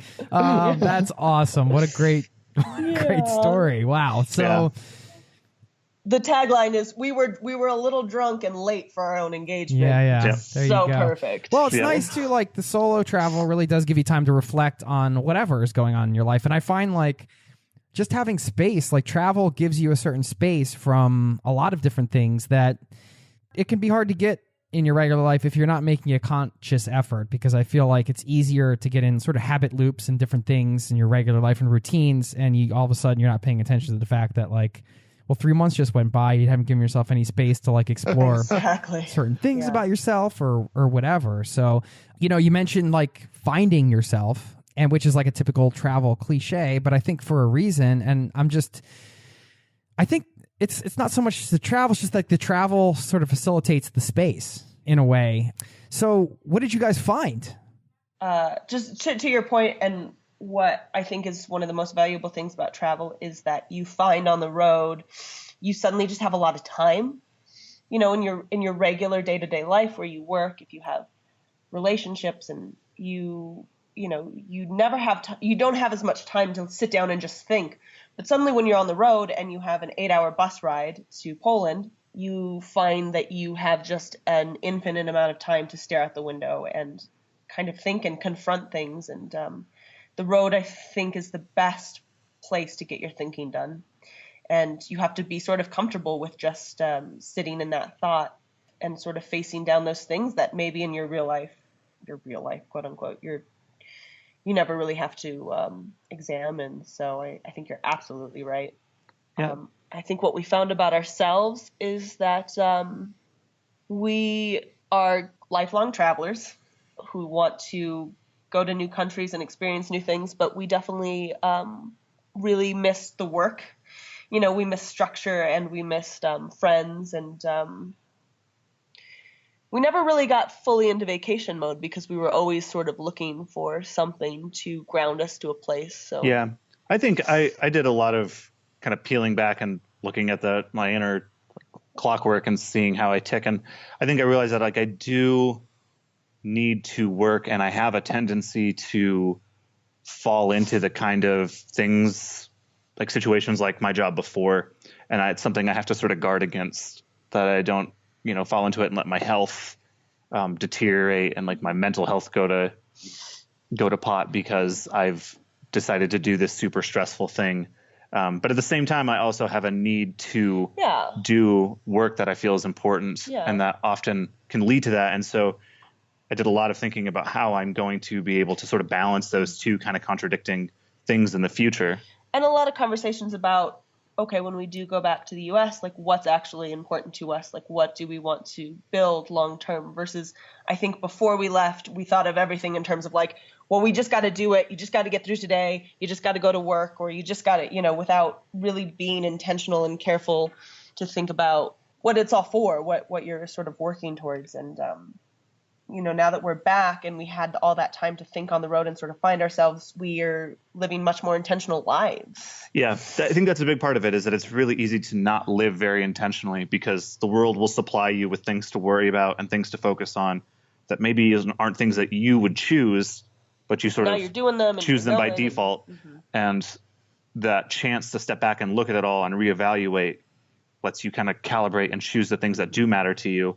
Which it turns out like a lot of the things that I think do matter to us are sort of conventional things. Like we want to sort of settle down for a little while. We want to move abroad. We want to move abroad eventually, but we want to that's our new life goal. We need to settle down eventually and have kind of rewarding careers and save a lot of money so that we can travel in the future. So a lot of the things I think we ended up learning about ourselves and what we want for the future tend to be more or less conventional, but we're now doing it intentionally and not coming at it from the sort of default position. It's, like you said, it's a different way to approach it completely, 100%. You could have the same exact thing. Like you could take the same exact job back and everything, but like if you're doing it intentionally, that's a totally different situation. Even if on the surface it might look the same, Let's talk about like coming home and this next step for you guys, this intentional choice to settle down. What are you doing, and like how did the travel influence those decisions? I guess we touched on that a bit, but let's hear what you're up to. Here's like a kind of a preface. I think coming home can be just as jarring as leaving. Yeah, But we did it in a really like soft ramp kind of way. We flew from Paris to New York, spent like a week and a half in New York, which was so different from our regular lives that even though we were like back in America, it was different enough that it still felt kind of on the road. Mm-hmm. And then we spent about a month in the Pacific Northwest visiting friends. Mm-hmm. And so it was kind of this like nice off ramp of travel where we're kind of back in the country, but it doesn't feel like, man, we just like arrived at home. And then we spent some time traveling with friends, staying at their place. We were in one place for 2 or 3 weeks, and we kind of settled down, get back used to just sort of like American culture. And then we actually came home. So we took us like a whole month basically before we were actually like back home seeing our families. And I think that made it so much easier. I think it would have been really tough to just... If we came back and immediately like went back into jobs. And I had a friend that flew from like Shanghai back to Las Cruces, New Mexico, where he's from, where his family's from. And he said it was the most like jarring thing, that he spent like a week just like completely kind of freaking out because you just like get plopped right back in the middle. So we didn't do that. That's true. So the transition back for us, I think, was fairly slow and smooth, but it still was really strange. Like, I don't know. We went to a Walmart and I was just like, yeah, that's right. I couldn't handle it. I had to get out of the Walmart because it was just too much and so gross. Yeah. Our first week back, we had to go grocery shopping for a fridge because we had a fridge that we put food in. And we were just like, what is this? Like, How does the American culture seem different to you now, or does it seem different? It seems really different. I think a lot of the stereotypes you run across about American culture ring a little more true. Like, we are kind of like this consumerism based kind of wasteful society, and we have all these like giant unnecessary things. Like when we went to that Walmart, I got the cart and I thought, this is wrong. I got the giant cart. Like, where's the regular sized cart? And no, it was the regular sized cart. It's just, it was super giant. It's like, how could you possibly? They are comically large. Yeah, it's really strange. And that really is everything in American culture. Everything is so giant and so over the top and mostly unnecessary. I remember I kept freaking out because as you probably know, in Europe, they don't give you the plastic bags, or if you want a plastic bag, you have to pay for it. And we were checking out, and the lady was like bagging and double bagging and like just taking bags out and throwing stuff in them, And I was like, oh my gosh, this is such a strange. You're just noticing things you might not have noticed before. Yeah, that I never thought about before. That like we're bagging 5 items, and now we have these 8 plastic bags where we had just come from Paris, where they're like, well, you're carrying it, or it's 50 cents or whatever the charge is for the bag. And I will say, I think like American culture, at least back here in New Mexico, like because we're a more like rural state, it's a car-based culture. Everyone's in their own cars. You don't really interact with human beings as much in like a person-to-person way that you would even in like New York. You're smashed up against everyone. And so it makes it a little more isolated than I remembered thinking it was before. I thought that was completely normal. And now that I've come back, like there's a distance that I didn't realize there was before. And I think that that's kind of a bad thing about our culture. Yeah. Is that we have this built-in distance that kind of dehumanizes other people and keeps us from, experiencing people who are different than us. Yeah. And that is not a good part of American culture. It's good to be aware of now. Yeah, I'm much more aware of it, and you realize that leads to so many weird biases and fears that I think kind of are bubbling around in the overall American psyche. Yeah. I did find though, and maybe it's just that finally you're somewhere with a common language, that when I did bump into people, strangers, and did chat with them, everyone was super friendly. And that wasn't my memory of it before. I always thought of us as a little more standoffish. Yeah. And we were in a lot of places where people were very friendly. But coming back home, I would come home and be like, I just had a great conversation with a little old lady in line at the thrift store. You felt like that way, like you were traveling again, like you had a random, Yeah. I personally think it's empowering, the idea of when you settle back down, or whatever words you want to use, whatever lingo, when you've done it before, like, you can do it again, right? So I don't think it's as scary to sort of get ties again when you've done it before and it's not as like intimidating to do. Does that make sense? Yeah, you're perfect. Yep. Perfect. In fact, we say all the time, if Teague's starting this new job, I'm thinking about starting a new career, and we say to each other all the time, if it ever gets to a point where we wake up and we're not happy, let's buy a plane ticket to Bangkok. You know, like Yeah. where some of the value of travel is that you know that you are never, or you're only ever as stuck as you choose to be, because you can do it again. You've done it before. And if you need to, the whole world is out there and it's waiting to sort of welcome you and accept you. And so, you know, we would never have the fear again of being entrenched in sort of a life that we're not happy in, because you buy a plane ticket and you go, and the rest sort of takes care of itself. And I think that also gives like a kind of a takes away some of the unnecessary seriousness with which we often approach life. Yeah. Like you take yourself and your job so seriously, but knowing that, like, you know, if this all falls apart, like I'm just going to go back to Thailand and do Muay Thai. We work in a hostel, you know, and we'd be very happy and be so much happier than I am in this miserable moment. And just knowing that that option is there, and that there's all this adventure and stuff you can do in the world, you know, and that you're a person separate from your crazy job or whatever, that you can just, you know, it makes it, you take it a lot less seriously. You take yourself a lot less seriously, and everything isn't quite the black and white, I have to succeed in this or I'm a failure type of mental environment that you find yourself in. Very true. And so travel's always out there. Yeah. So the exit ramp strategy, I like that. If you're going to do like some travel in your home country, Definitely. maybe saving that towards the back end is a great tip to kind of reacclimate, if you will. Yes, definitely.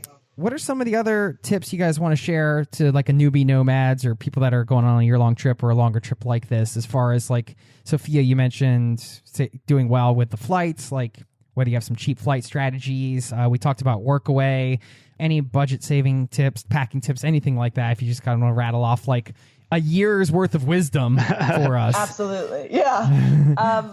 I'll go to like my go-to things are, if you can, get some sort of budget planner on your phone. They have apps for it. We used Trail Wallet. I don't know if we can plug it or not, but we used Trail Wallet. It was really, really good. And I logged all of our expenses. It's really good for just keeping you on track and knowing sort of where your money's going. And they say, you know, some of the conventional wisdom is if you're not keeping track of what you're spending too much. For packing, I would say definitely carry on. Packing cubes. I don't know how anybody travels without packing cubes. Indispensable. I've traveled with 3 packing cubes, one for pants, one for shirts, one for underwear and bras and stuff. We did the 1 pair of shoes. Flights. If you are the type of person who likes to plan and peruse flights like I do, I just looked every day. You know, keep track of it, sort of keep the data in your mind. We used Hopper, Flight Scanner, Skyscanner, sorry, and Google Flights. Just every day I would just kind of look. It takes 30 seconds and you sort of know what your options are. If you find a good flight, I buy it. I'm a trigger puller. The chances that it's going to go down are, I think it only happened to us once where we bought a plane ticket and then 2 days later I got a notification that flight got cheaper, but almost always it gets more expensive. So, you know, my advice to people buying flights is, you know. Did you have certain notifications set up? Yeah. So on all those sites you can put notification, you know, give them your email and they'll send you notifications. In Asia, you can buy your tickets, you know, the week before, and it's fine. In Europe, I tended to buy our tickets 3 weeks or a month. Every so often, I could look 2 weeks or a week before, and it would be cheap. But most of the time, they get more expensive. Always flying out of major airlines, and if you're willing to fly in weird hours, those flights are always cheaper. So I would say to people backpacking for the first time, if you are capable of it, you know, plan to travel either early in the morning or late at night, because we got like $20 tickets from Paris to Venice.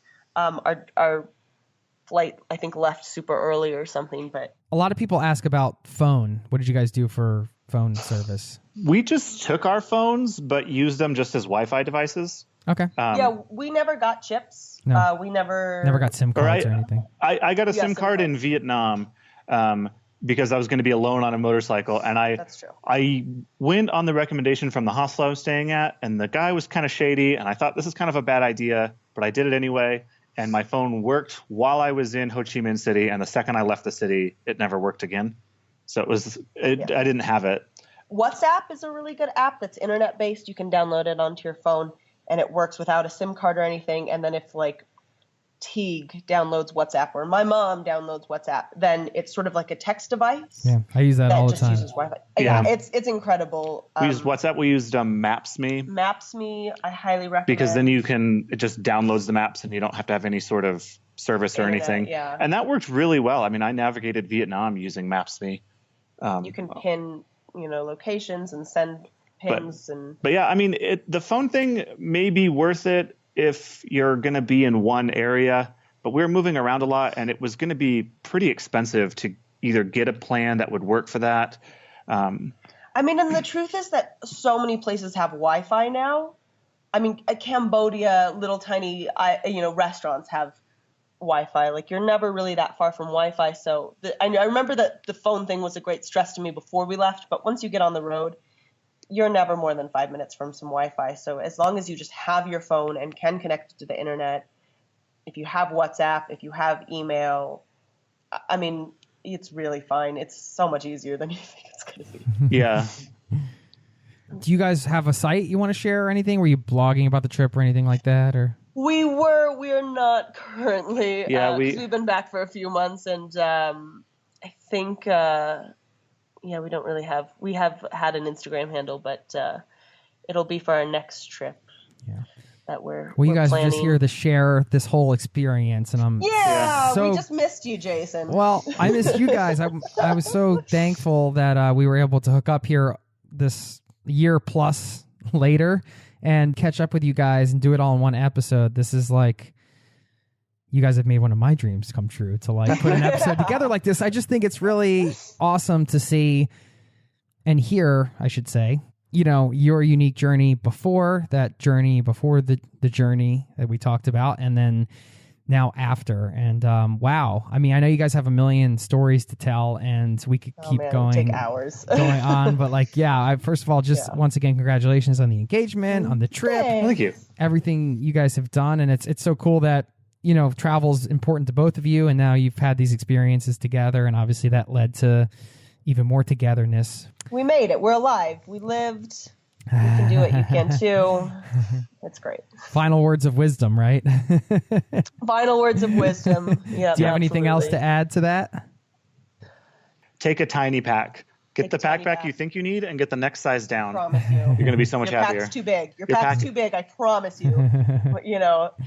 We would see people with like a backpack, a smaller backpack, and then like a tinier bag, and then like a purse.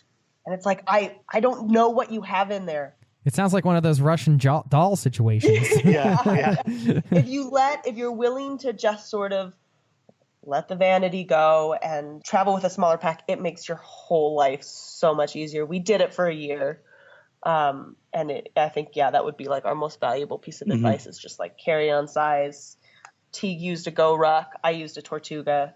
So important. And, you need so much less than you think. Yeah. And if there's anything you actually do need, they're going to have it wherever you're going. Yeah.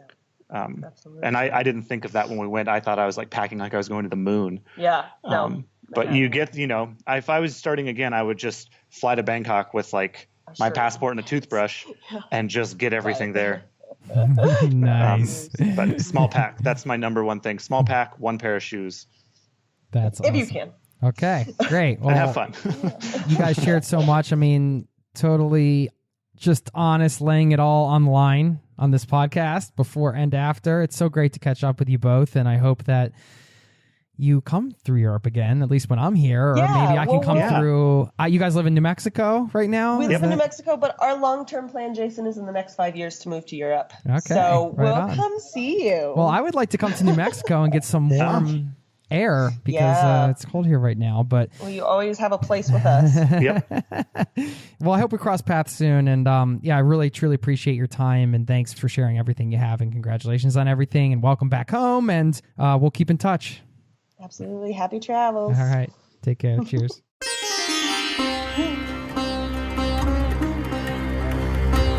There you have it. You just traveled through time and witnessed how powerful and transformative travel can be. And I want to say thanks once again to Sofia and Teague. They really kickstarted me in the direction of recording more episodes like this for you. Again, they take a lot of time, but well worth it in the end. And this was the first one. I hope you enjoyed listening to this highlight from the archives. 2 more things before you roll out of here. I got to answer that question quickly at the top of the show. How to use big picture thinking to accomplish all of your travel goals and more.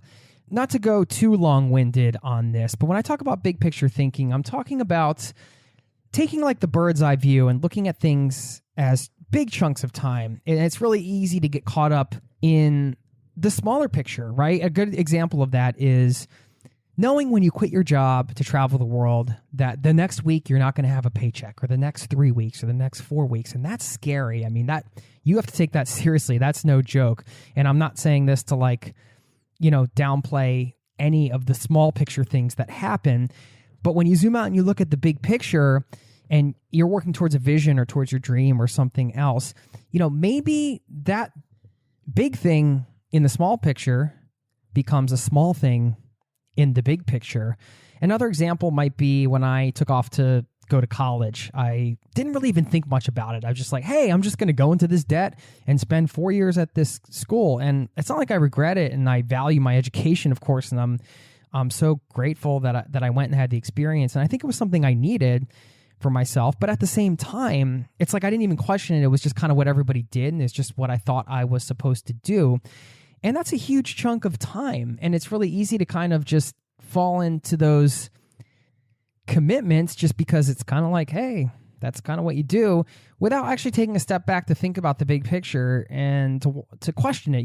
Is it really something you want to do? Is this the best use of my time? Is this the best use of my money? Is this the best place for me to be right now in my life? Just because it seems like the right thing to do, or society says it's the right thing to do, doesn't necessarily mean it's the best thing to do. What if I took the same amount of money and, educated myself through online courses and used that money to travel? So I was educating myself around something else I was passionate about and working on that craft while I was getting a travel experience. I mean, there are a lot of different ways to do things, is my point. And getting caught up in the small picture and the minutia things can be a trap. It doesn't mean that those things shouldn't be taken seriously or those aren't real challenges to overcome.